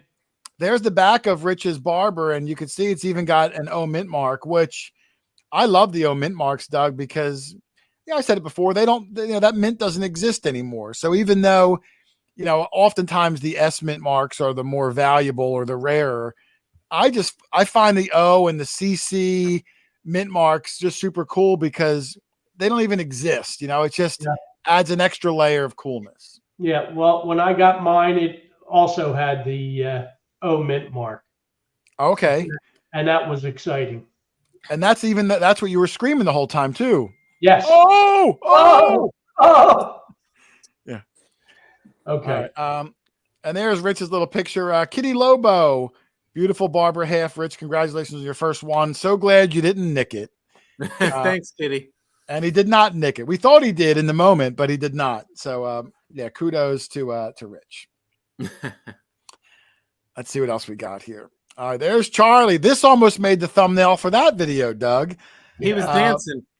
I just thought it was a super cool one. What I didn't like about it is the background is just so busy. It didn't clean up well. I tried to run some AI to enhance the photo more, but you kind of lose it. It was too busy. It just didn't work for me. But I did love the pose from Charlie. When you're detecting with another guy and the guy strikes that pose on you, you know something good's coming. Yep. You don't do that pose for a wheat penny. So, of course, I walked over with Joe. But all this time, Doug was walking back to the car to get a bottle of water. He missed all these finds. Yeah. But look at that beauty, Doug. Now, it's an 1838 seated dime. It's actually a second year one. I wasn't sure at the time. The first year, 1837, had no stars. No. This is the second year that does have the stars. And this year had two versions. It had like a small star and a small date and a large star and a large date, something like that. I think you found the rarer of the two. So you're going to have to look into it more, Charlie, on that. Okay. Hold on. Let me bring up my little thing here because I have some notes here I took. But you can see all the condition. I mean, you can see Liberty's eyeball and her eyelash. I can see what color mascara she's wearing. What color? That was minted and put in the guy's pocket for a weekend, and then he lost it in this field. Here's the back of Charlie's. Again, fantastic condition. Now, when he first found it, Doug, I thought it looked a little large for a dime. Now, I've made that mistake before. Yeah, but I've done that before with you when you dug the Barber dime. I thought it looked big and it wasn't. Yeah. So sometimes when I walk up, if my reading glasses are on, it skews the sizes of things. So I had a modern dime put next to it right there. And even in the picture, doesn't the seated dime look larger, Doug? Yes. Yeah, a little. Yeah, it looks a little bit larger. So for a minute, I thought, oh my goodness, could this be a 20-cent piece? Now the odds of that are, slim to none, but it just looked bigger than a dime. The Hollywood Joe, he thought it looked bigger also. Now Gene Ponce had said that maybe it was struck on the collar and it kind of flared outward to explain for why it looked bigger, and it's possible. Some people said, could it have been because it's an early second year? Could it have been struck on an old cap bust planchette because the cap bust dimes were larger? Now, as it turns out, when we laid that dime on top of it, it was almost the same size. It's just like an illusion that it looks bigger. And some people in the comments were saying that the early seated dimes were larger. some people were saying the 20-cent piece. In the video, I said the 20-cent piece is slightly larger than the nickel. Some people were saying it's quarter size. There was all this comments about the sizes. So I wanted to clarify that with some little facts on coin sizes. Not that I'm trying to be like, a know-it-all, because I didn't know. So it clarified it for me and for anyone else out there. So I'm gonna run through them real quick, Dougie. I kind of think real quick that the high relief coins tend to look bigger than those that are slicked out because there is so much definition on it, and it just might be an optical illusion because of that. You might be right. Yeah. This one definitely looked big. So I'm going to go through the denominations real quick, just the diameters. I'm not talking thickness or weights or anything, even though some of them might have weights. So like the 3-cent coin, the trime you dug in an episode, the first video, all the trimes, the silver ones, the bottom 3 were 14 millimeters, where the copper 3-cent piece, the trickle or whatever you want to call it, is actually almost 4 millimeters larger in circumference. I've never found one before, the 3-cent copper coin. So I've never held one in my hand, out of the ground before, but just for a little size comparison there. Then I'm going to move on to the dimes. Now you can see the drape bust dimes, which are the early 1700s dimes, 19 millimeters. Then the cap bust dimes, a half a millimeter smaller, 18.5. And then the seated dimes through modern day, all 17.91 millimeters. So all the seated dimes are the same diameter as modern dimes, but the cap bust dime, which was only 1 year before this, it could have possibly been punched on an old planchette. I'm not saying it was, but I'm saying it's something like that's possible. A leftover planchette at the mint. Yep. It does clearly look slightly bigger. It does to me too, but we laid that Roosevelt dime on top and it was a perfect line up. It just made an illusion. Here's the pennies, Doug, which I thought was interesting. I didn't know, where all the US large cents are the same size, 28.57 millimeters. I didn't realize that the Flying Eagle cent is actually a half a millimeter in diameter smaller than the fatty Indians, the thin Indians, and every penny going forward. So that's why I can't find it. That's why. Yeah, that's why. But now I'm curious, like if I were to lay a Flying Eagle, because, I've dug a bunch of them.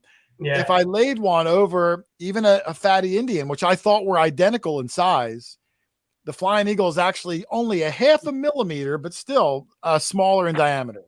I thought that was interesting. Yes. Now, one person in the comments was a little condescending when I said that the 20-cent piece was a little larger than nickel, and they insisted that it was the same size as a quarter. And I didn't think that was true, and this will prove it that it's not. The nickels, the shield nickel is a little smaller. I did know that. That's why the shield nickel rings up a little lower, Doug, than the other ones. But the modern nickels from this time period, 20.5 millimeters or 21.21 millimeters. So remember that. That's the nickel size, 20 to 21 millimeters.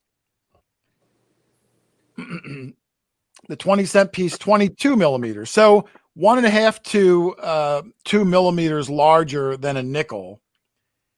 And they thought it was the same size as a quarter. If the 22-cent piece is 22 millimeters, the quarter is 24.25 millimeters. So it's definitely, like I said, bigger than a nickel, smaller than a quarter. It has its own size. Keep in mind back then, all the coins, their diameter and thickness was based on its value in silver at the time. They were made out of silver. So it only makes sense that a dime's worth of silver is going to be smaller than a 20-cent piece worth of silver, which would be smaller than a 25-cent piece worth of silver. And same thing like with the dimes, the cap bust quarters are much bigger. They went down significantly in size, Doug, almost 2.75 millimeters in size. Mm-hmm. I've never dug a cap bust quarter. That's my Flying Eagle. Hopefully this year one of us will get one. It's been a great year for caps. Yeah. And I think that was, I didn't put the $50 in, but so the little size comparison there, just in case anyone was curious. But back to the show again, Hollywood Joe. When you look over and you see a guy looking at his hand like that, either he's got to cut his nails or he's got something cool. And I know Joe's nails always look excellent, so I knew he had something in his hand. Check out this, Doug. Again, you were getting the water bottle still. Yeah. But this is what Joe plopped in my hand when I walked over, and it's a cut in half copper, which we don't get very many of. We occasionally get a clipped copper where like a little bit of the edge is clipped off, but this was cut probably 35%. Clearly, I in my mind, used for change of some sort, a smaller denomination. We did give it a little brush down there. There was a really funny comment from Relic Recon that says that cut copper was obviously owned by an ancestor of the Nixon family. Yes. That's funny. The comment made it because it made me laugh alone. But yeah, in the video we said it looks like they scored it once at the bottom and either gave up or decided to move it. Went up to about the halfway point, scored it again, gave up on it, and then eventually moved it up and successfully cut through it. So it's no easy task, Doug. I actually have an interesting theory about the multiple lines on that. Go ahead. Let me bring you up full screen, Rich, because that way people I always forget to do that. So hold on. Let me do it like this. Hold on. I'll give you the floor. Go ahead, Rich. I'm not sure that it was someone trying and then moving up and trying again. I think that maybe it would make sense that you would purposely score a coin like that and bring it with you to break off pieces as you go. Oh, you're talking like a Hershey bar. Yes. Oh, yes. So it was like a share size coin. Because why would you, if you're trying to cut it in half, why, or a quarter, why would there be so many different sized pieces on it? You know what I mean? Well, when I noticed, let me bring it back up full screen real quick, Rich, so you can see it. I didn't touch on this in the video, but can you see that there are also vertical lines here and here? Yeah. So I thought, like, you think they were trying to cut it into tiny, tiny pieces? Do you think they were using it as like a game piece? Or do you think they would have really tried to break it in so many little tiny parts like that? I don't know. The horizontal lines are definitely score marks. Those other vertical lines look more like scratching, although they're very straight and uniform. So I'm not sure, but that's my theory. You might be right. I mean, I don't know. I didn't even notice the vertical lines in the video. I don't know if Joe noticed them or not, but I thought it was super cool. In the chat, I saw some people asking why you would cut a copper coin.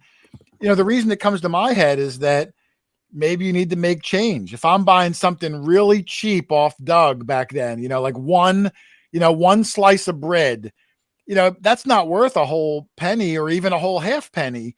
So maybe I cut that copper up and give him a small little piece because, the copper itself was the money, that metal, that precious metal, regardless of whose face is stamped in it. You know what I mean?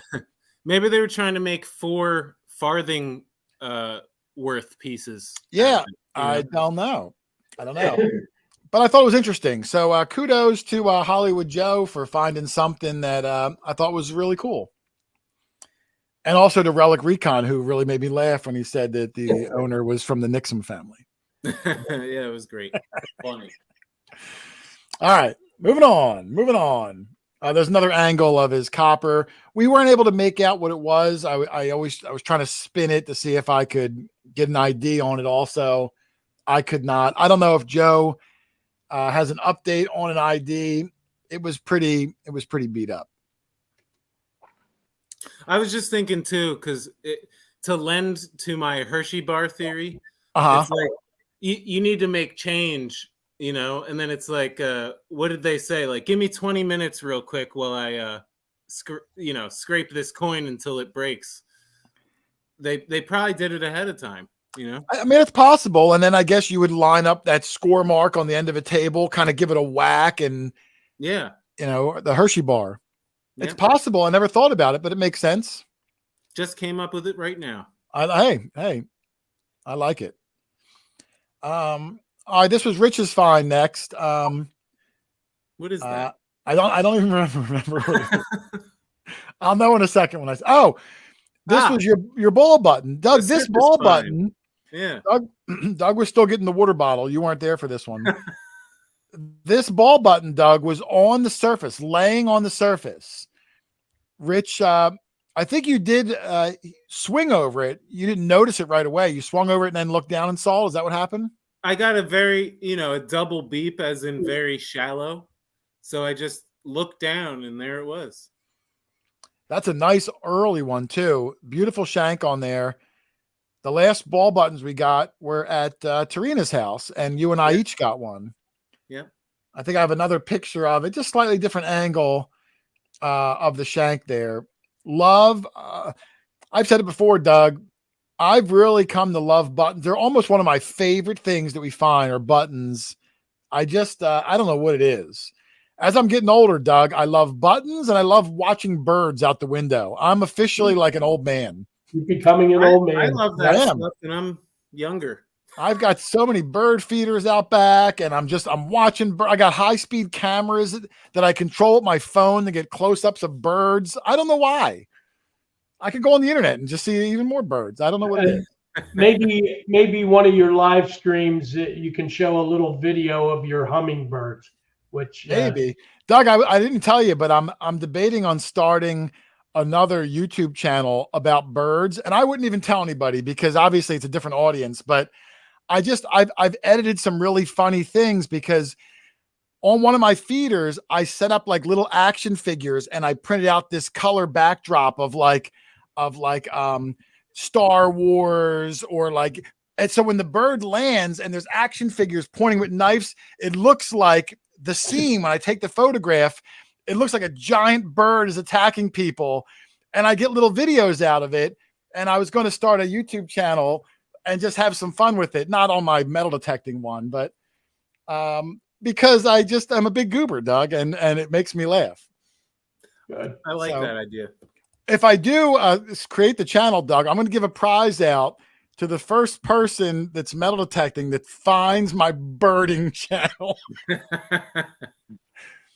But anyway, let's move on. Are you going to give him a metal detecting or a bird related prize? I don't know. Maybe I'll do a big prize for that one because they'll have to do a lot of hunting for that because the channel's going to be so tiny. Like it'll be so like, there'll be like 5 subscribers, like you got to really search for that.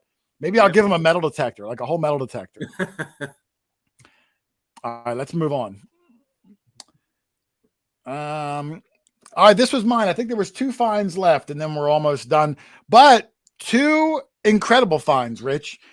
Now, after your ball button is when Doug finally walked back out to where we were from getting his water bottle. And of course, at that point, we were walking back in. So Doug just kind of turned around, and him and I walked side by side on a different line back towards the cars. And him and I each got 2 great finds to end the day. This was mine. Doug was holding the camera while I live dug this. There's my dirty disc. Oh, that's a good name for my birding channel, the Dirty Disc. But there's my dirty disc. And with a little bit of a brush down, look what I got, Rich. Now, I know when I've been there with Doug when he's found about 2 or 3 of these. I think you found one. I know Charlie found one. It's my first one ever. So when I get to scratch something off my bucket list, I get real excited because not that I'm some great detectorist, but after doing it for so many years, I've crossed a lot of things off the bucket list. So I don't get a lot of new things for me. This field's given up my first cob and now my first ever William and Mary, which is another 1600s coin. My first one. It's worn, it's slick, but enough detail where you can see it. CC Lyon, who's commented lots of times before, said he would give his eye teeth, Doug, to find a William and Mary. I thought, well, what is an eye tooth, Doug? Can you explain that? Is that a new Apple product, the eye tooth? Right here. Is the eye tooth? People like when you say earballs, Jason. Yeah, like when I say earballs, he says think eye that's tooth. another. Okay, Yeah. that makes sense. The first time I said earballs many, many years ago, Rich, it just slipped out. And, because my mouth moves faster than my brain does. Yeah. But every time since then, I say it purposely because I just think it's funny. It is funny. It's probably not funny anymore, but I'm just easily amused. It's still funny to me. Thank you. I'll pay you later. Jason, did you try to clean that up better? I have not. I've actually been working on a couple other ones. I'm weird, Charlie, where I don't try to clean my coins so that they look like museum pieces. I just like to ID them. So I'm cleaning coins that were like when we went with Karen and a few other times, I dug like really slick things. So I usually spend my time trying to clean the totally slick ones to get an ID, where this one was okay. I'll try to do a little bit, but it's pretty wore underneath of that corrosion. It's not like if I clean it, it's going to be popping with detail. Like it was slick. It was probably in a pocket for a long, long time. There's not a lot of meat left on that bone. You know what I mean? You're right. I just thought maybe you could see the division between the two heads. Well, probably not much better than what it is now. I might try a little bit, but when there's not a lot of detail like this, I worry that in trying to make it better, if I make it a tiny, tiny bit worse, I might not be able to see anything at all. Right, and that risk isn't worth the reward for me, because best case scenario is maybe I see a little bit of a defining nose on William. Worst case scenario is I lost them both, and I don't want to risk that. You know what I mean? Right.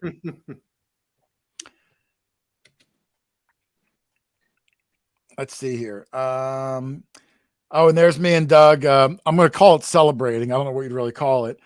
Granddad M whatever that is. I can't read it.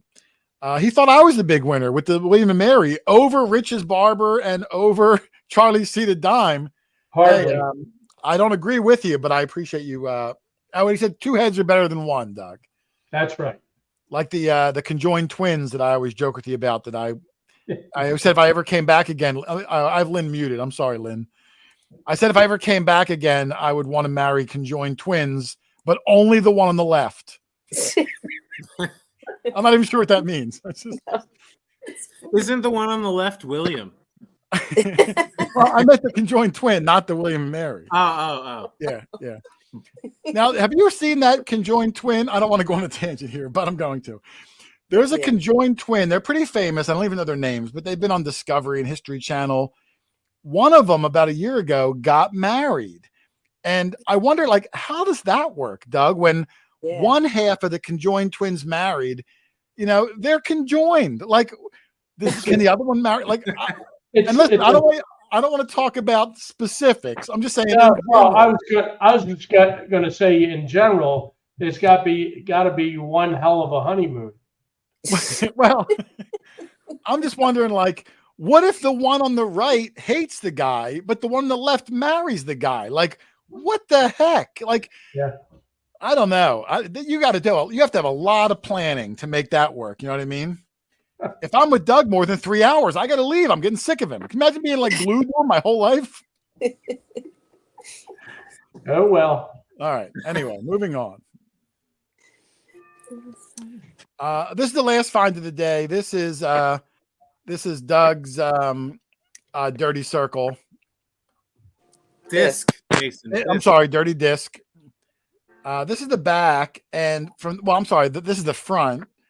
And on the front, couldn't really make out anything. And I thought, oh, we're going to have another slick one here.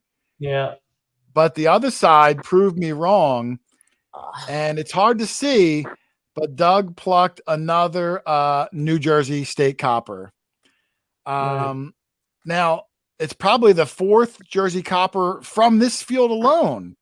Yes. I think I have another angle of it also.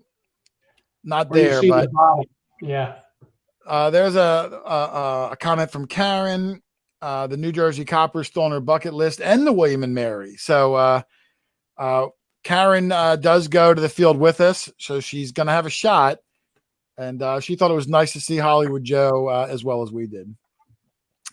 Here's the other angle, that weird angle. And I wasn't trying for that angle. As I was passing it back to you, Doug, the camera kind of caught that angle, and I thought it really kind of gave even more relief on that Jersey Copper. I'm seeing there's a troll in the chat. Is there a troll in the chat?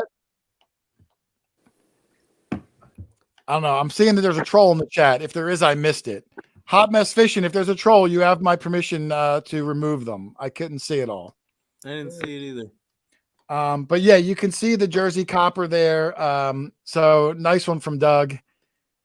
And I think that's it. That was day 2 of the find, Doug.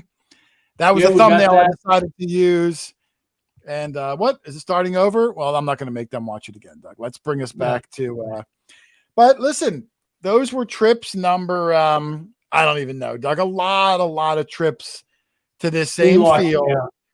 Yeah. And I know if we can go back again in the fall, I bet you we're going to find a ton more stuff because, when you have a field with that kind of age, with that sort of activity that was there, I know there's a ton more that we just haven't gotten to yet. Maybe slight different angle, whatever it's going to be. And at those plant roots, when those roots go down, not that they're going to go super deep, but they're going to change everything in that ground. That something might shift a millimeter, and now we're going to hear it. Make the difference. Yeah. Yeah. Well, I'm telling you, it's been a heck of a good find there. I mean, a heck of a good field. And we've been on to a couple of other fields since then. We've had a really good year so far. We've moved on to there's going to be some really good ones coming up, but nothing's going to ever compete in my mind to this Cobb field, Doug. As far as age and quantity, I can't say it enough. Every time we bring somebody with us, they find amazing things. Yeah. It's been an incredible adventure there. I can't believe we'd get that lucky to find another field that good. We got to get on the field across the street is what we got to do.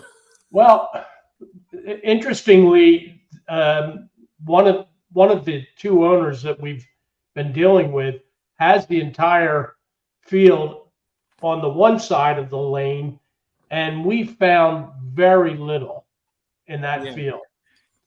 The first video that I put up, that was a little I don't want to say underwhelming, but the first video, there wasn't a ton of finds, and that was probably 6-7 hours of 5 of us. There wasn't much in that other field that was right next to the Cobb field. Right. That's the field where Charlie did get the slick silver, Doug did get the trime, Matt got the pewter button, so there was a chance. But I'm talking, we walked it, 5 of us, for hours and didn't find much more than those couple of things.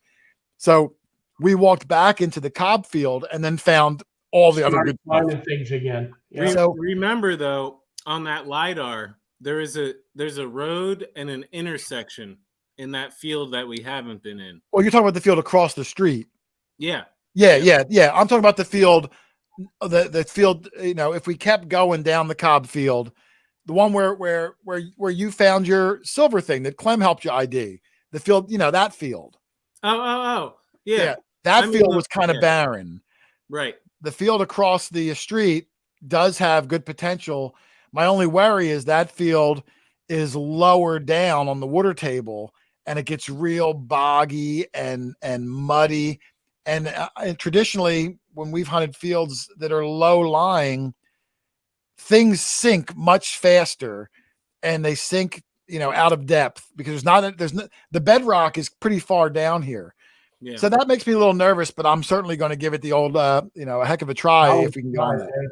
Oh yeah. Yeah.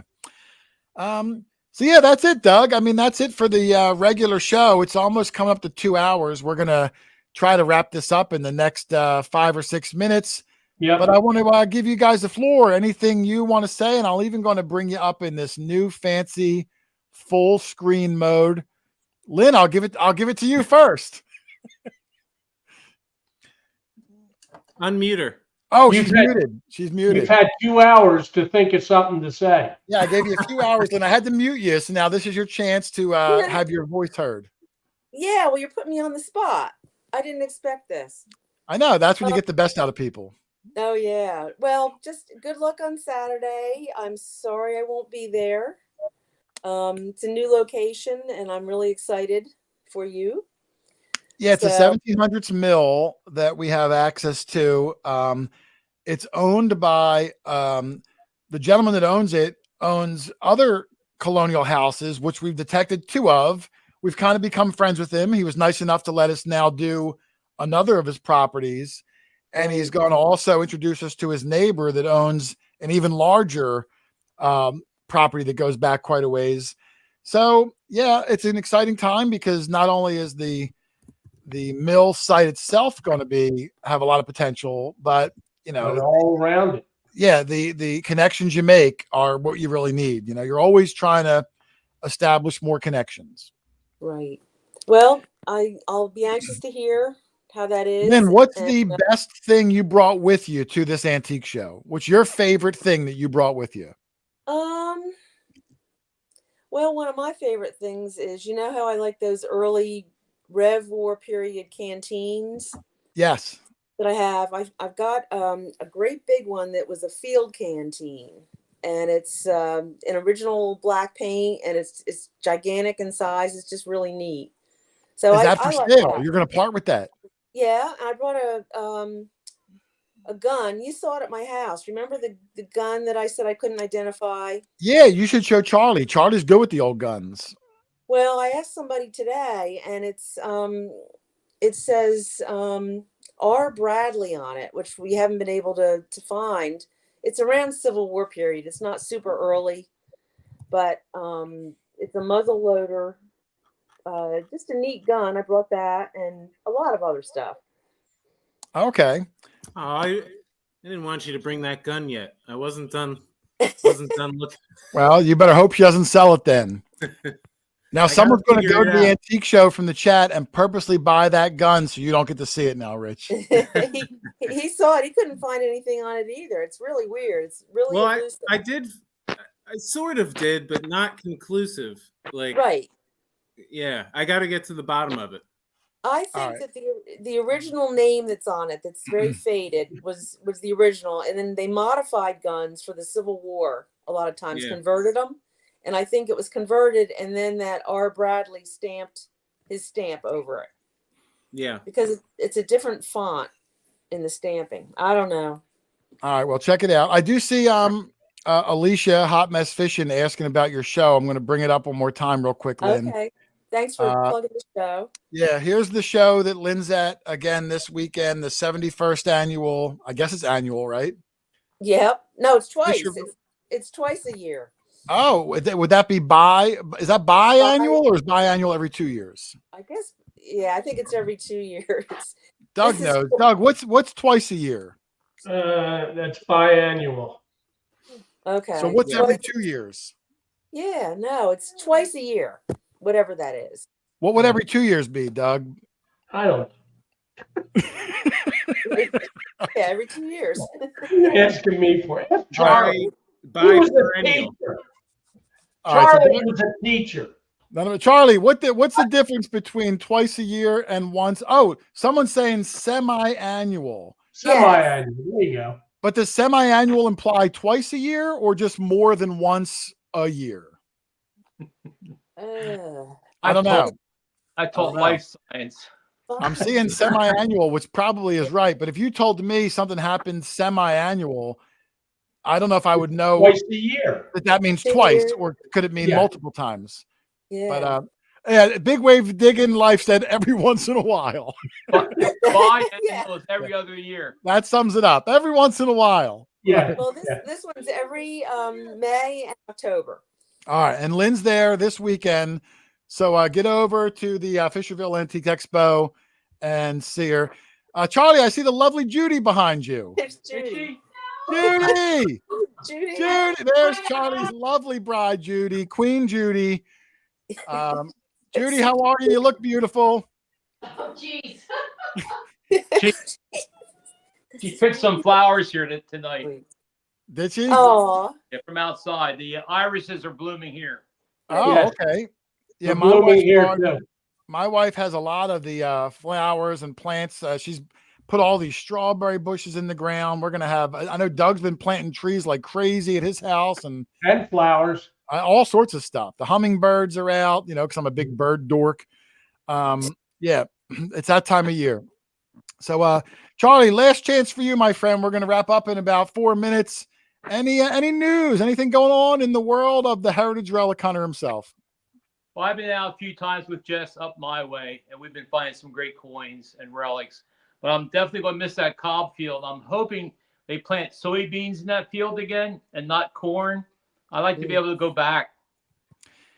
Yeah, I was debating, Charlie, and it's very rare that I would say this, but I was actually hoping that they would plant corn only because the roots of the corn might disturb the ground more. So then when those stalks do get knocked over, maybe it would disturb them. It seems like the soybean, the roots don't really change the ground much.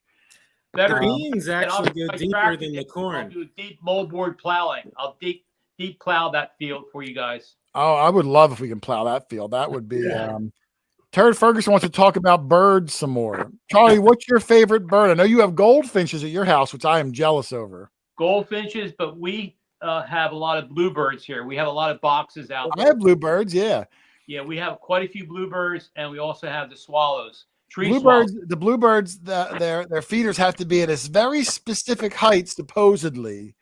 What's it like? 4 feet, or Lynn knows? Well, how high, Lynn? You mean the nesting box? The nesting box. yeah, the box. It's About 4 really feet. specific, around 4 feet, and then they're supposed to be in sort of like a meadowy area. Yeah, And they have Charlie to. Has a, They you have said to it has face a- the meadow and the back to the woods. Yeah. We put up 160 one time boxes. Holy cow! What are you trying to do? I had that project for my school kids. It went from one school to another school, and it was 160 boxes from each middle school. We had 160 boxes from one side of the town, around the countryside, back to the other school. Rich, Diggin, Virginia gave a possible good name, Bird Ferguson. I just saw that. That's great. But no, I that's do have. To answer your question, I do have a favorite bird, Jason. Oh, what's your favorite bird? Lynn, I'm muting you again. Wave if you have to say anything. I really like wrens. Oh, okay. I like some wrens. All right. Because the way that they move, they hop around, they go sideways and upside down on stuff, and yeah, the wrens are super cool. small, and the hummingbirds are awesome. I always tell people, listen, not that I advocate it, but there are some crazy videos on YouTube of hummingbirds being pulled out of the ground, out of the air, and eaten alive by praying mantises. Mm-hmm. Those praying mantises will sit on the hummingbird feeder. The hummingbirds come in, and the mantis will reach out. Whoa! I hit my mic. Will reach out, grab onto them with it, because they have those what do you call those inward facing hooks, Charlie, like a fish hook has? Like a bar. They have barbs on the backs of their legs. Okay. So I've seen videos where praying mantises will grab hummingbirds out of the air. It's really crazy. As well as tarantulas too. Oh, I don't have a lot of tarantulas around the house, but I do have a lot of praying mantises. Well, they eat birds, is what I'm saying. Oh yeah, I used to have a bird eating tarantula. I told you back a long time ago, when I thought it was cool to have a tarantula. Now they scare me. I've had a lot, not a bird eater, but okay. I've had, yeah. All right, let me bring in the Doug man himself. Doug, I would say where do you plan on doing this week? But I know what we're doing. I know we're doing next week, but I'll let you explain it. No, we're going hopefully to a mill that has been open to us from a good friend. The whole family has become friends. Yeah. And we got to do a little traveling. It's not as close as the other properties that we were on, but I think it's going to be worth it. It goes back to the 1700s. And of course, we have the option of meeting someone he thought has our mindset and loves to preserve old things. And he's got a bunch of colonial things. So hopefully get hooked up for future hunts up in that area. Yeah, they're a good family. And we've become friends with the family enough so where, every year we have a couple of get-togethers a year, the whole group. We do our Christmas party at Lynn's house because Lynn's house is just so amazing to walk around and see everything. And we invited this property owner to the Christmas party at Lynn's, and he showed up, and he was a really nice guy. We played games all night, and Lynn makes all sorts of food, and we're almost next level friends with them and the family, which is great, to be able to carry that friendship on. We've actually invited several recent property owners. Two have already accepted. One of this family can't make it because he's going to be out of town, but we're looking forward to it on June 2nd. Well, that's not the Christmas party. We also do a summer party, and that's at your house. Summer party, and maybe watching some birds in my backyard. Yeah, I fell for that before. Let me bring in the Rich, who I want to point out is a fresh new haircut. Again, it looks great. I'm used to seeing him with a hat, so it's kind of a unique perspective. Now, Rich, I know you're not joining us next weekend for the Heartland hunt, which I'm sad to say you won't be. So you're going to have to make up ground this weekend at this mill place, and I'm counting on you to find a lot of things. Yeah, this mill looks cool. I'm excited for it. We've heard about it for a while now, so it's good to get there. Rich, what's your favorite bird? I said the wren. Oh, that's right. Yeah, you said the wren. But also, I like nuthatches a lot. They're pretty similar to wrens. I meant to ask Doug. Doug, what's your favorite bird? Because I know you have an appreciation for birds also. Yeah, we actually spotted a Oriole last year. I haven't seen them yet. I haven't seen one at my house yet this year, but love the cardinals. We have a lot of them. Nice. Yeah. And of course, with the flowers we planted, we expect a lot of hummingbirds. I think I'll rival you for the amount of hummingbirds. Well, that's what started me. Is you've been to my house where from morning till night, the hummingbirds are at my feeders, like 10 of them, and I mounted it right by my kitchen window. So as I'm eating, I just a nonstop close up of activity. I got a Snapchat from my buddy Tim in New Jersey 2 days ago, and he already had a hummingbird trapped in his greenhouse 2 days ago. Really? Yeah. Rich, what's that bird? I always forget the name of it. The one that plays dead and it tries to lure the other birds away from its babies it runs on the ground. Killdeer. A killdeer. Thank you. Yeah. A killdeer. Yep. Birds are just really interesting. I don't know what it is.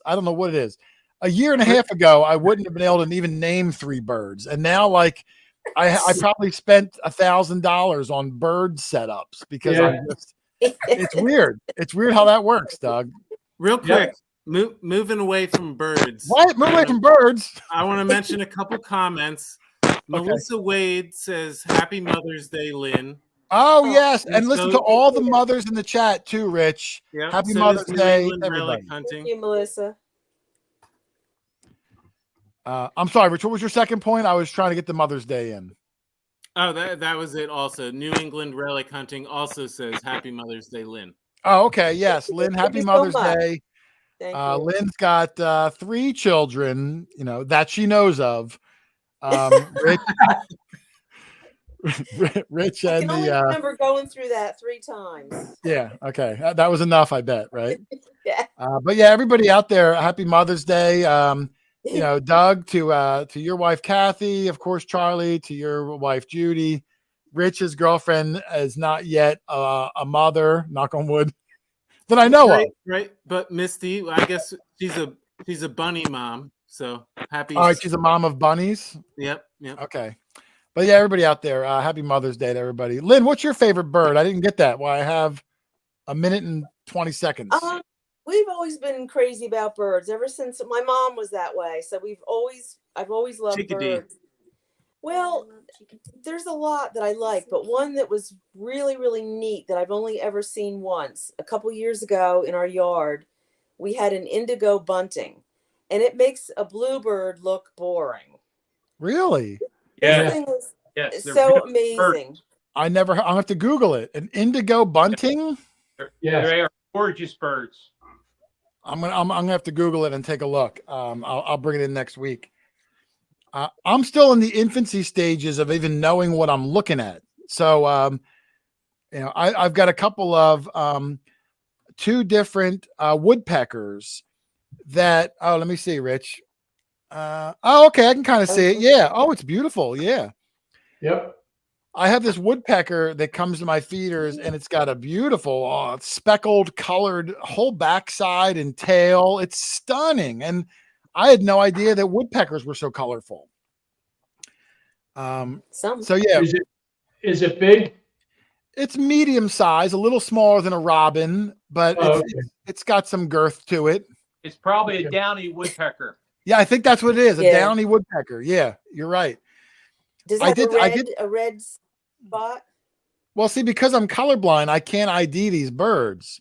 So that's why I set up the high-speed cameras. So I get stills and then I upload them to the Cornell Ornithology, and they instantly come back with a result. Not that it's a person. It's like a reverse image sort of a thing. So then I can instantly know what it is. And now I'm trying to keep a database of the bird name with the picture of the bird, along with an audio file of what the bird sounds like, so I can start recognizing them by their calls too. That's how dorky I am, Doug. Yeah. I've been doing that for years. Jason, Being a dork or just watching both. birds? Yeah. Both. You do the Cornell count. They do a count every year, a bird count on a certain day. Oh, really? University does. Yeah, I joined their website. The Key Day Kid says herons are his favorite. I had a heron swoop down last week and eat my neighbor's koi fish right out of his pond.